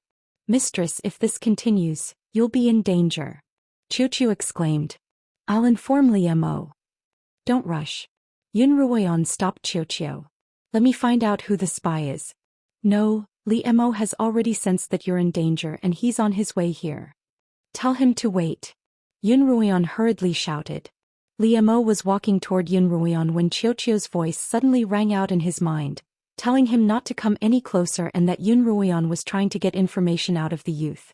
Li Mo frowned and stopped in his tracks, his gaze fixed on the two men in the dark. If Yun Ruoyan was in any danger, he would be able to protect her in a timely manner. However, Li Mo's actions fell into the youth's eyes. He turned to look at Li Mo, his gaze sinister and smug. Then he took out a black object from his robes and raised it high above his head. Li Mo was shocked by the youth's actions and he rushed toward Yun Ruoyan like an arrow. Yun Ruoyan also saw the black scroll in the youth's hands. The black-robed man had used it before, so she recognized it as a teleportation scroll. Li Mo had mentioned that teleportation scrolls were extremely rare, and she hadn't expected that the youth would have one. The youth threw the scroll on the ground and a cloud of white smoke rose from it, enveloping both Yun Ruoyan and the youth. Yun Ruoyan felt the world spin around her and then she lost consciousness. Li Mo's speed was as fast as lightning, but he was still a step too late. By the time he arrived, the two of them had already disappeared into the smoke. Li Mo turned to the far-sighted king's side, grabbing the far-sighted king's collar with one hand and staring at him with a frosty gaze. "What do you want?" Li Mo asked in a low voice. "Brother, what are you doing?" King Ming looked confused. "Where did that brat take Yen?" "I don't know," the Ming king denied flatly. "You don't know? Do you think nobody knows what you've done?" Li Mo lifted the far-sighted king up with all his might, and the far-sighted king, whose cultivation was much lower than Li Mo's. "Li Mo, let go," Li Xiu said from the side. "If there's anything, ask clearly. Don't be rash." None of the officials present had ever seen Li Mo so angry and no one dared to speak. "Your Highness, just now my daughter and the young master suddenly disappeared together. If I'm not mistaken, the young master must have used a legendary teleportation scroll." Yun Lan was the only one who spoke up because Yun Ruoyan was his daughter. "Brother, let go of me first. I'll explain everything to you." Li Xing struggled. Li Mo put the far-sighted king down. "Tell me, where did you take Yen?" The far-sighted king coughed a few times. "That teleportation scroll indeed belongs to the far-sighted king's manor. I gave it to General Wei and he must have given it to his son. Wei Hai has a mischievous personality and he might just be joking. Send someone to look around." Cough cough. "That's right, Li Mo, don't be rash," Li Xiu advised. "There are so many people here and I'm here as well. What could a young man like him possibly do? He's probably just throwing a tantrum and trying to play a joke on everyone." Li Xiu immediately ordered his eunuchs to send someone to search for Yen. "Li Xing, as long as you don't cross my bottom line, I naturally won't interfere in your affairs," Li Mo replied. "You'd better have that brat bring Ruoyan back as soon as possible. Otherwise, no matter what you're planning, I'll make sure it's all for naught." Li Mo's words were whispered into Li Xing's ear, and only the two of them could hear them. The innocent expression on Li Xing's face changed slightly. "What I did? What could I possibly have done?" "Li Mo, what are you talking about? Even if I'm really up to something, how would you know?" Li Xing had concealed his plans for rebellion for more than a decade, and he thought that he had done it flawlessly. "If you don't want others to know, then don't do it." Li Mo's tone was cold and emotionless. "All right." Li Xing suddenly smiled. "Since you know everything, I'll make things clear. The teleportation scroll that Wei Hai used is a mid-grade one, and it can teleport anyone within 250 kilometers. Li Mo's eyes were so cold that even Li Xing felt a chill run down his spine. However, with Yun Ruoyan as his bargaining chip, he wasn't particularly afraid of Li Mo. Li Xing continued. I'm sure that my good foster son has already taken your good disciple and fled far away. No matter how capable you are, you won't be able to catch up to them. If you let me go now, I promise not to harm Yun Ruoyan's life. Otherwise, I can't guarantee anything. Do you know how much I hate it when people threaten me? Li Mo was practically whispering into Li Xing's ear, his tone so cold that it was frightening. The slaughtering king has always done as he pleases, so he naturally doesn't like to be controlled by others.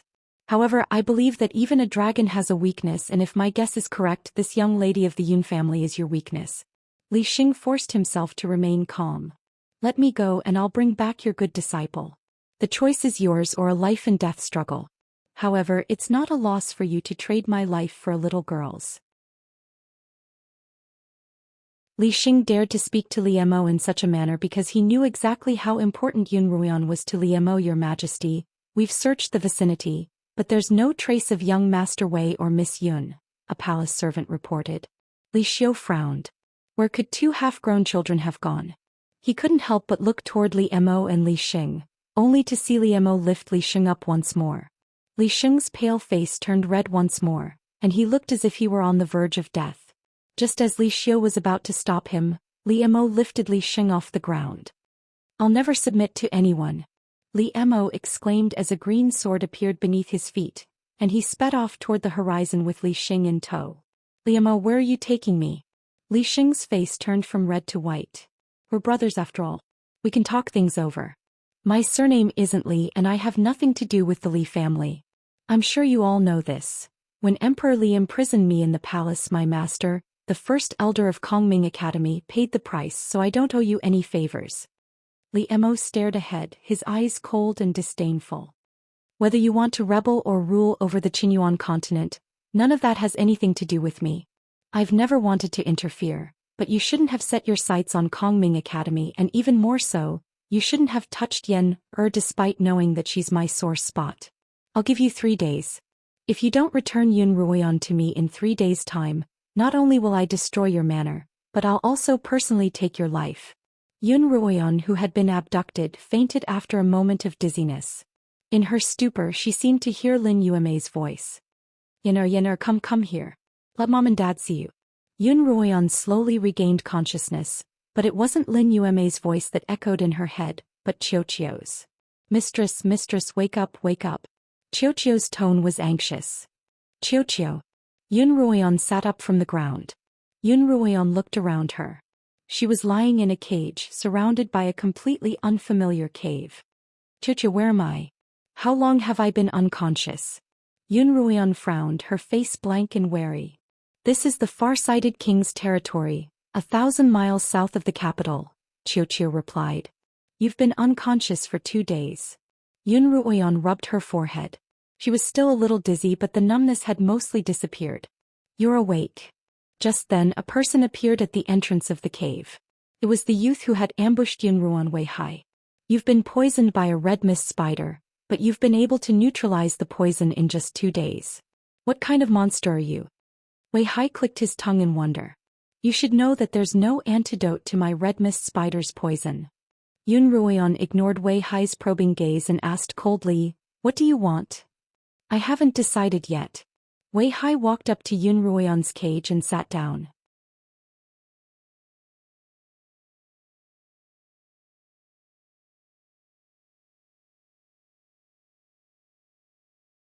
Chapter 242. Your Highness. Su Bei walked in and reported to Li Mo, we've searched the far-sighted king's manor as well as a few other far-sighted king's residences, but we haven't found any trace of Miss Yun. Li Mo clenched his fists tightly behind his back. The reason why he hadn't released Li Xing immediately and had instead imprisoned him was because he knew that Li Xing's greatest weakness was that he cherished his life. As long as Li Xing's life was in his hands, Yun Ruoyan wouldn't be in any danger. If he were to release Li Xing as he had requested, it would be hard to say what would happen to her. It looks like the far-sighted kings become addicted to staying here. Li Mo turned to Li Xing. But there's still 1 more day before the 3-day deadline. If I don't see Yun Ruoyan by tomorrow, don't blame me for being merciless.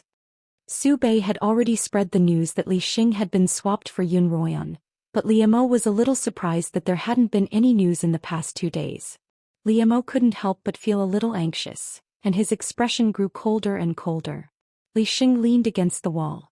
He hadn't spoken a word since he'd entered the cell. By now he was almost certain that Wei Hai had escaped with Yun Ruoyan. Wei Hai, if I ever catch you I won't let you off, Li Xing thought hatefully. Seeing that Li Xing still hadn't spoken, Liemo turned to leave. Liemo. Li Xing called out from behind. If I'm not mistaken, Wei Hai must have hidden Yun Ruoyan somewhere. Even tomorrow he won't be able to bring Yun Ruoyan back. Liemo turned around, his eyes cold. You'd actually use someone who'd betray you to do your bidding? I was indeed careless this time, the far-sighted king sighed, a little vexed.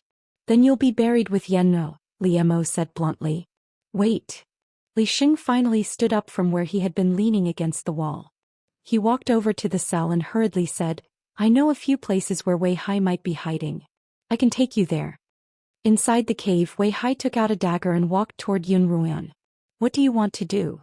Yun Ruoyan stared at Wei Hai vigilantly. Although she had already detoxified the red mist spider's poison, however, when she tried to circulate her spiritual energy, she discovered that she had been poisoned by another poison. It was a kind of poison that was similar to the bone-softening powder, but it was obviously more powerful than the bone-softening powder. After being poisoned by the bone-softening powder, one could still move slowly, but after being poisoned by the bone-softening powder, one could only speak and not move at all. Yun Ruoyan sat by the side of the cage like a lamb waiting to be slaughtered. Don't be afraid. Wei Hai revealed a strange smile and said, I won't kill you before I figure out your secret. I just want to get a little of your blood.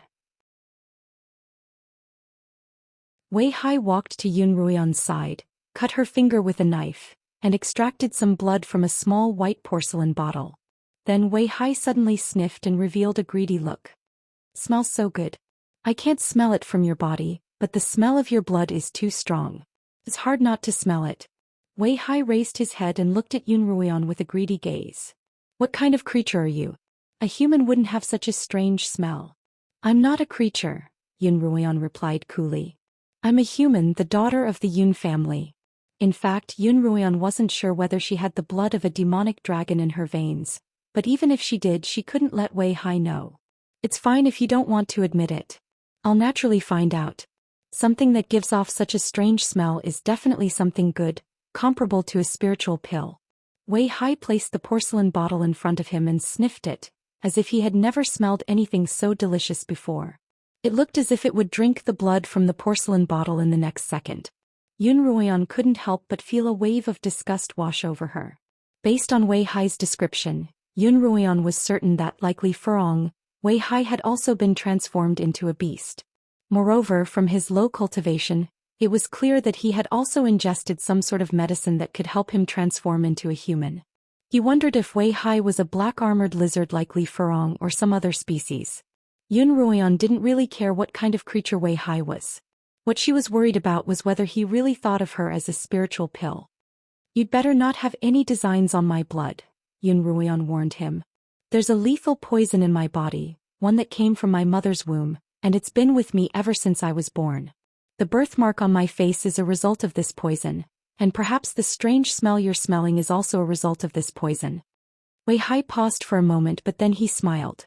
You don't have to try to trick me. The far-sighted king's manor has detailed information on you. It's true that you've had the birthmark since you were a child, and that the Yun family despised you for your ugly appearance. But to say that you were poisoned is far too preposterous. I can't help it if you don't believe me. But since you have information on me, you should know that I'm the sole wife-born daughter of the Yun family, Yun Lan's biological daughter. No. Wei Hai shook his head. According to the information, you're not Yun Lan's biological daughter. What? What did you say? Say it again. Yun Ruoyan was shocked by Wei Hai's words. Although she had always had some doubts about her parentage, Wei Hai's words didn't surprise her. Although she'd always harbored some suspicions about her birth, this suspicion was completely different from having someone tell her to her face that she wasn't her father's child. According to the information on the far-sighted king's manor, you're not of the Yun family's bloodline. You were born after your mother cheated on you, Wei Hai repeated. Yun Ruian suppressed the shock in her heart and suddenly laughed. Are you kidding me? Your joke is too funny. No wonder you don't believe me. It's hard to accept such shocking news, but you don't have to doubt the veracity of it. The far-sighted king spent more than a decade plotting a rebellion. He recorded all the secrets of the large families in the capital, and even the entire Li kingdom, in particular the scandals of adultery and the birth of children out of wedlock. In the future these will all be used by that old man to blackmail the large families. Perhaps it was because Wei Hai and Yun Ruian were alone in the cave, and because Wei Hai was a talkative fellow, Yun Ruian tried to get more information out of him. From Wei Hai's mouth, Yun Ruian was able to glean some information about herself, and when she compared it with the information she already knew, it was quite believable. According to Wei Hai, 18 years ago, a young Master Long had moved into the Yun household. He was so mysterious that even the far-sighted king's spies were unable to uncover his origins. Young Master Long had stayed with the Yun household for nearly half a year, and during this time he had gotten to know quite a few of the scions of the capital. Among them was Yun Ruian's mother Lin Yueme, and her father Yun Lan. According to the far-sighted king's records, young Master Long and Lin Yueme had fallen in love at first sight, and not long after they had pledged to marry each other. However, Lin Yueme's father Lin Zainan didn't approve of their relationship, and the two of them could only meet in secret. As for their mutual friend Yun Lan, who was also Yun Ruian's father in name, he covered for the two of them. Later, when Lin Zainan was about to betroth Yun Ruian to another large family in the capital, the two of them resorted to Yun Lan's method. Yun Lan personally proposed marriage to the Lin family, convincing everyone that he and Lin Yueme were in love. Although the two families had always been at odds with each other, they were still a match of equal status, and both of them had expressed their determination to marry no one else but the other. Left with no choice, the Yun and Lin families could only agree to the marriage. According to the plan, on the night of Yun Lan and Lin Yueme's wedding, young Master Long would elope with Lin Yueme. However, for some reason young Master Long suddenly disappeared.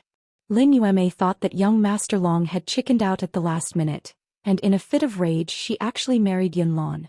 She settled down as a daughter-in-law and gave birth to Yun Ma Xiao. The story could have continued this way, but one day a few years later, young Master Long suddenly appeared in front of Lin Yueme and explained to her the reason for his sudden disappearance. Yun Lan had played an important role in this. Yun Lan had always liked Lin Yueme, but Lin Yueme had liked young Master Long instead. As a result, he had plotted to make young Master Long disappear on the night of their wedding. Moreover, while Lin Yueme was broken-hearted, Yun Lan had induced her to hate young Master Long, causing Lin Yueme to feel a desire to take revenge on him, thus achieving his goal of possessing her. When Lin Yueme learned of this, she was filled with regret and she eloped with young Master Long. The two of them escaped from the Yun family and the capital. At the time, Yun Lan had kept this secret a secret. Because Lin Yueme usually lived in her own garden and rarely interacted with others, even the Yun family didn't know that she had eloped with someone else. As Yun Lan guarded this secret, he frantically searched for the two of them, but it was as if the two of them had vanished from the face of the earth.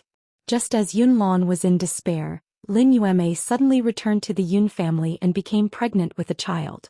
According to the records, the child in her womb was Yun Ruian. So you're not the daughter of the Yun family's first wife. You're not even Yun Lan's child. You're just the bastard child of your mother and the young Master Long mentioned in this document. Wei Hai capped the porcelain bottle in his hand and put it away. Nonsense. Yun Ruian hugged her legs, curled up in a corner of the cage and sneered. Wei Hai stood up and walked to the entrance of the cage. Now that you've fallen into my hands, you won't be able to live. I'm a talkative person, but I don't like to lie. I wouldn't be so bored as to lie to someone who's about to die. However, what I've said is only what's recorded in the records. Even if there's a mistake, I'm not lying to you. Wei Hai paused for a moment before continuing. One more thing. The information on young Master Long has been encrypted, and I don't have the right to read it. All encrypted documents in the far-sighted king's manor are considered secrets, and your biological father is truly a mysterious figure.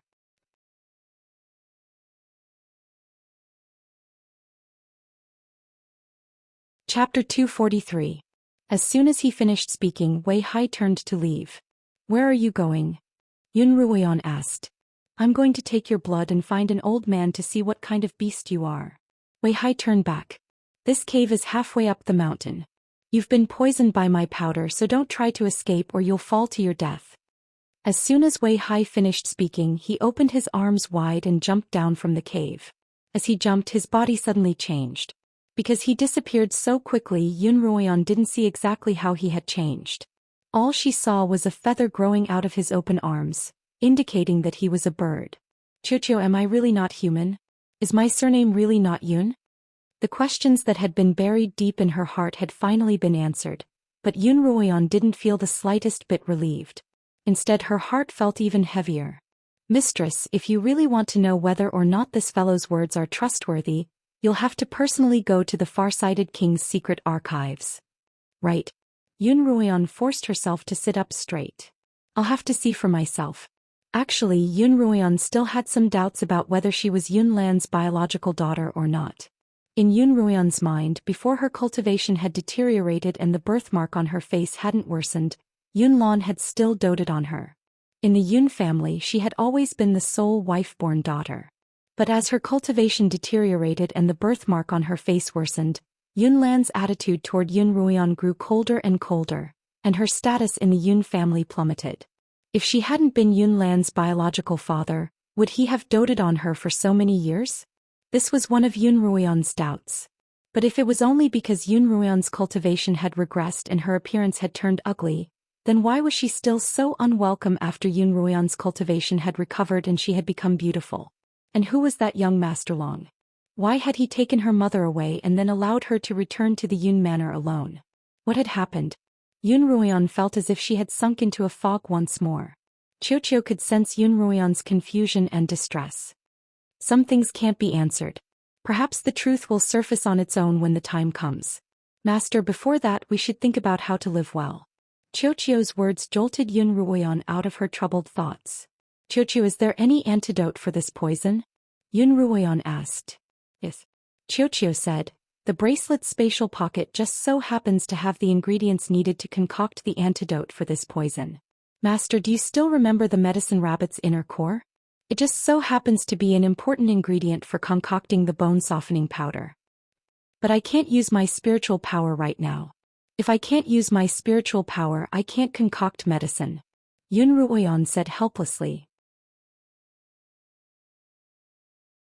To use spiritual energy, one had to guide spiritual energy from the spiritual vortex to the hands through the meridians. The meridian softening powder caused the meridians to be blocked, making it impossible to draw upon the spiritual energy in the spiritual sea. Master can't, but Qiuqiu can. Qiuqiu's tone suddenly became cheerful. You can use spiritual energy to refine the antidote? Yun Ruoyan looked at Qiuqiu incredulously. Ever since Qiuqiu had become Yun Ruoyan's contracted beast, it hadn't had much spiritual energy left. It was only later that Yun Ruoyan found out that Qiuqiu had been severely injured while fighting alongside the Beast King, causing its spiritual energy to be almost depleted. Now that Qiuqiu was suddenly saying that it could use spiritual energy, Yun Ruoyan was naturally quite surprised. Yes, Master, Qiuqiu replied. During this period of time, Qiuqiu has been cultivating in the pocket dimension, and I've recovered quite a bit of spiritual energy. I should be able to refine an antidote. However, there's something I haven't told you yet. What is it? Yun Ruoyan asked. That stalk of amaranthine sun contains fire-attuned spiritual energy that'll be of great help to Qiuqiu's cultivation. Without your permission, Master, Qiuqiu used it to cultivate. Qiuqiu was a fire-attuned Qilin beast, and the amaranthine sun was also a fire-attuned spiritual herb.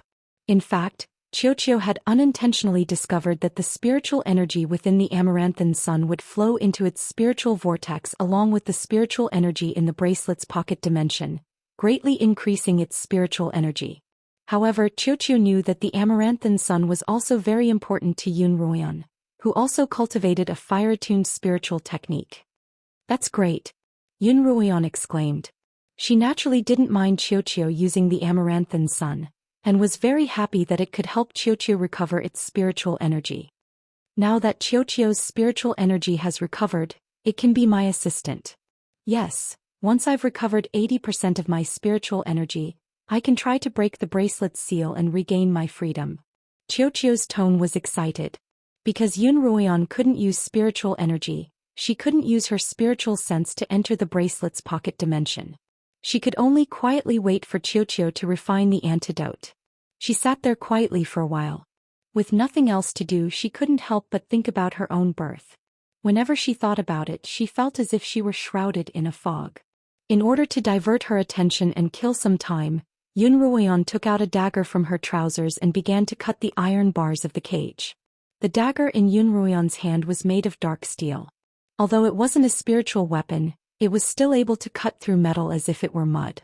However, the cage seemed to be made of a special kind of metal. After a long time, the dark steel dagger only left a faint white mark on the cage. It was almost impossible to destroy the cage with a dagger. However, if she had spiritual energy, it would be a different story. If she were to infuse her 7th rank cultivation into the dagger, she would be able to unleash the dagger's full potential, and there was a chance that she would be able to break through the cage. Mistress, the antidote is ready. After about 15 minutes, Xiaoqiu's voice rang out in Yun Ruoyan's mind once more. Mistress, open your hand and I'll give you the antidote. Unable to use spiritual energy, Yun Ruoyan couldn't even grab items from her pocket dimension. So far, she only had the ability to communicate with Xiaoqiu telepathically. Yun Ruoyan opened her hand and before long, a light-colored pill appeared in her palm. She swallowed the pill, then sat cross-legged and began to meditate, waiting for the pill to take effect. After another 15 minutes, Yun Ruoyan slowly raised her hand, and a flickering flame appeared in her palm. The antidote had taken effect and her meridians had finally been cleared. Yun Ruoyan stood up from the ground, gripping the dark steel dagger in her hand. She slowly drew out spiritual energy from her spiritual vortex and infused it into the dagger, causing it to glow with a white spiritual light, and its power instantly increased several-fold. Yun Ruoyan raised her hand about to chop at the bars of the cage. Just then Xiaoqiu's voice rang out in Yun Ruoyan's mind. That brat's back, mistress. Now that you're out, you can teach him a lesson. Yun Ruoyan stopped chopping at the bars. After a moment's thought, she put away her dagger and sat back down in the corner of the cage. Didn't he say that he would use my blood to show others what kind of beast I am? Yun Ruoyan asked Xiaoqiu. I'd like to see what kind of beast I am. As soon as Yun Ruoyan finished speaking, a black shadow flew over from afar and landed at the entrance of the cave. This time Yun Ruoyan could clearly see that it was a strange gray-feathered bird that she didn't know the name of. The gray-feathered bird stopped at the entrance of the cave, and with a shake of its body, all its black feathers fell off, revealing Wei Hai's human form. Not bad, you're quite obedient. Wei Hai smiled when he saw that Yun Ruoyan was still sitting there as quietly as when he had left. You seem to be in a good mood. Yun Ruoyan opened her half-closed eyes and looked at Wei Hai. I'm probably a pretty good beast, aren't I? Wei Hai chuckled but didn't answer Yun Ruoyan's question. Instead he sat down by Yun Ruoyan's side and looked her up and down. Wei Hai's gaze was very subtle and Yun Ruoyan found it repulsive. What are you looking at? Yun Ruoyan frowned, slightly angry. Wei Hai chuckled again, his gaze becoming even more ambiguous. I didn't think I'd actually picked up a treasure this time. What do you mean? Yun Ruoyan glanced at him. What I mean is that you're a treasure, Wei Hai emphasized. I was going to kill you but now I'm going to raise you. Yun Ruoyan finally looked at Wei Hai seriously. Since I'm already in your hands, there's no need for you to hide anything from me, is there? Tell me, what did you find out about my blood? Ever since Yun Ruoyan had discovered that she possessed a demonic dragon's bloodline in the demonic dragon grotto, she had kept this matter to herself, not even telling Liemo about it. She had always wanted to prove the truth of this matter, and it was clear that Wei Hai knew something about it. In response to Yun Ruoyan's question, Wei Hai continued to smile ambiguously. No wonder the Slaughtering King, despite his reputation for staying away from women, is so close and protective of you, even raising you as his disciple. He must have known about your precious constitution, which is why he's willing to pay so much for you. What did this have to do with Liemo? What precious constitution? Yun Ruoyan's frown deepened as she patiently listened to Wei Hai's explanation.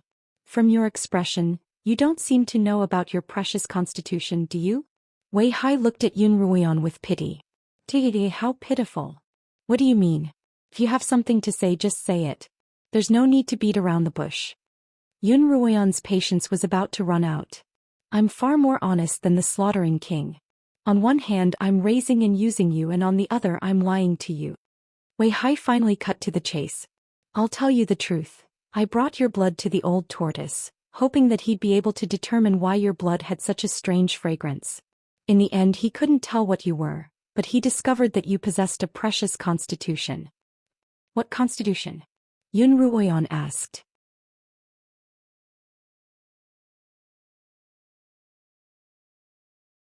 Chapter 244. Yun Ruoyan stared at Wei Hai, waiting for his reply. Wei Hai smiled. Your constitution is that of a human furnace. Just as Wei Hai was about to reveal the secret that Li Mo had kept from Yun Ruoyan all this time, he suddenly sensed several powerful auras approaching. Wei Hai immediately shut up. Yun Ruoyan had also sensed those auras, and one of them was Li Mo's familiar aura. Speak. Yun Ruoyan couldn't care less about anything else as she pressed Wei Hai. But Wei Hai's expression changed greatly. He could not be bothered to continue his words just now and stood up all at once. You're here so quickly. He looked at Yun Ruoyan. The slaughtering king really does treasure you. He then opened the cage and dragged Yun Ruoyan to the entrance of the cave. Finish what you're saying. Yun Ruoyan asked urgently as she was dragged to the entrance of the cave. Beneath her feet was a bottomless abyss. I don't have time to waste on you. Let's escape first. Wei Hai pulled Yun Ruoyan down the abyss. Hey! Yun Ruoyan yelped in surprise. Wei Hai's body had begun to transform. Black feathers sprouted from his arms, neck, head and face. In a few breaths, Wei Hai had transformed from a human into a strange bird. Yun Ruoyan was currently lying on top of the bird's body. Just then Yun Ruoyan saw two sword auras appear in front of her, one of which was a black-robed Li Mo. The other was also a black-robed man. Yun Ruoyan recognized him as Su Bei, and he was accompanied by a middle-aged man dressed in official robes, the far-sighted king Li Sheng. Li Mo's voice drifted over from afar, a barely detectable tremor in his voice. In the past 2 days and 1 night, Li Mo had felt an unprecedented sense of worry and anxiety. Li Sheng led them through a series of twists and turns before finally finding Yun Ruoyan. His heart couldn't relax.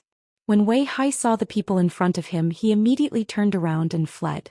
Wei Hai, put Yenner down and I'll let you die a quick death. Li Mo's voice rang out from behind Wei Hai. Wei Hai, you traitor. Stop right there. Li Sheng also yelled. Wei Hai sensed the danger of the situation, but he ignored the two of them and used all his strength to escape.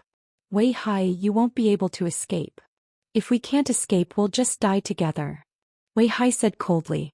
You don't look like someone who would risk his life.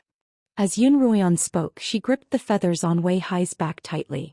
Because Wei Hai was too fast, the wind was so strong that Yun Ruoyan felt as if she could be blown off the ground at any moment. She could only hold on to Wei Hai's feathers tightly and press her body against his to barely stabilize herself. Miss Yun, you seem to value your life more than I do, Wei Hai said. If you don't want to die, you have to hurry up. As Wei Hai spoke, his already fast speed increased once more. You beast. The far-sighted king's voice rang out by her ear. Hurry up and let Miss Yun go. How dare you betray me like this? Your master is a loyal man. Aren't you afraid that he'll be disappointed in the afterlife? Li Sheng's tone was full of sorrow. Your master and senior sister are gone. Now you're the only one left. How can this king watch you seek your own death? Quickly let go of Miss Yun and this king can spare your life.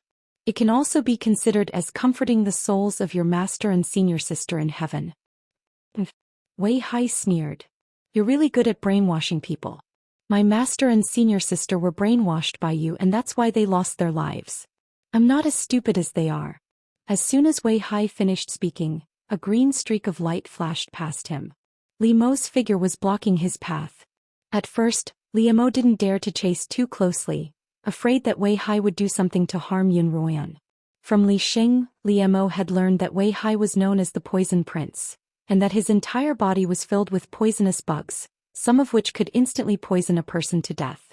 Even though Li Mo had already caught up to Wei Hai, he didn't dare to chase too closely. Instead, he maintained a distance of about 15 feet. Damn it, what a fast speed. Wei Hai growled and changed the direction of his escape again. A green light flashed in front of Wei Hai's eyes again. Li Mo had once again appeared in front of him, and this time Su Bei had also rushed over. The two of them formed a pincer attack on Wei Hai. Wei Hai, how about I make a deal with you?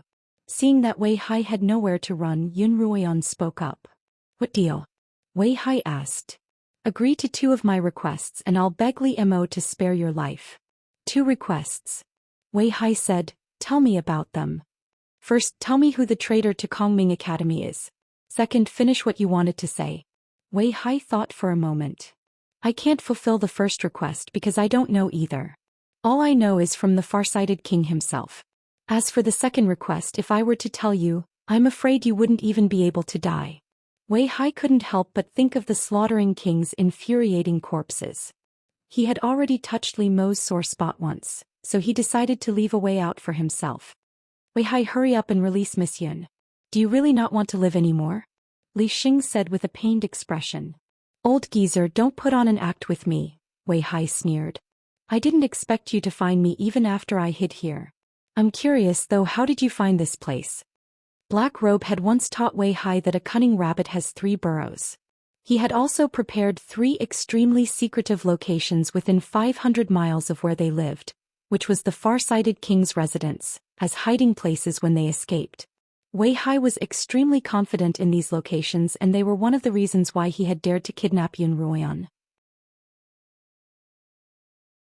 What he hadn't expected was that Li Mo and the others would find him in just 2 short days.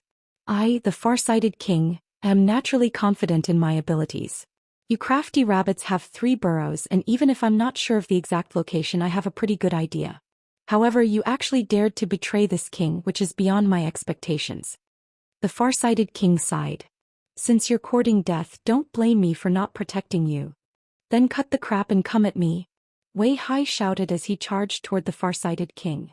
Li Xing immediately hid behind Su Bei, but Wei Hai turned around and released a red mist spider at Li Mo, a diversion. Li Mo, be careful of the spider. Yun Ruoyan tried to stop the spider, but she was 1 step too late, and it reached Li Mo in an instant. As if he hadn't heard her, Li Mo continued to stand on his sword, his hands behind his back. For a moment, Wei Hai thought that he had succeeded, but he quickly realized that he had been too naive. When the red mist spider arrived in front of Li Mo, it was blocked by a layer of spiritual energy around Li Mo's body, unable to advance an inch.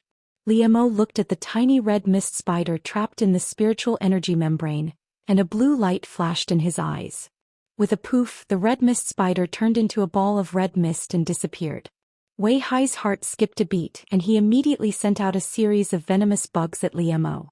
Every single one of them was blocked by Li Mo's spiritual barrier, and they exploded into mist at the same time. The sound of the poisonous insects exploding filled the air for a while. Your Highness, I'd like to make a deal with you. Seeing that he really couldn't break through Li Mo's defenses, Wei Hai suddenly had an idea. I don't make deals with others, Li Mo replied. This is a secret that only you and I know about Miss Yun, Wei Hai said hurriedly. Slaughtering King, you'll regret it if you don't make this deal. Li Mo frowned but didn't speak. Wei Hai continued, if you spare my life, I'll keep this secret forever. Otherwise, I'll tell Miss Yun right now. Given her personality, if she learns of this secret, she won't let you have your way. Wei Hai's words made Li Mo's expression even darker. Yun Ruoyan was even more curious and confused. Wei Hai, what secret does it have to do with me? Yun Ruoyan knew that Wei Hai wouldn't tell her, but she couldn't help asking. As expected, Wei Hai ignored her question and continued to stare at Li Mo, waiting for his answer. All right, I promise not to kill you. Return Yen'er to me right now, Li Mo replied after a moment's thought. Slaughtering King, you're a man of your word. Wei Hai didn't seem to believe Li Mo's words. If I go back on my word, I'll be struck by lightning. Li Mo repeated Wei Hai's words. Now can you return Yen'er to me? Since you've already made your vow, I'm relieved. Wei Hai flew downward. Li Mo and Su Bei followed suit.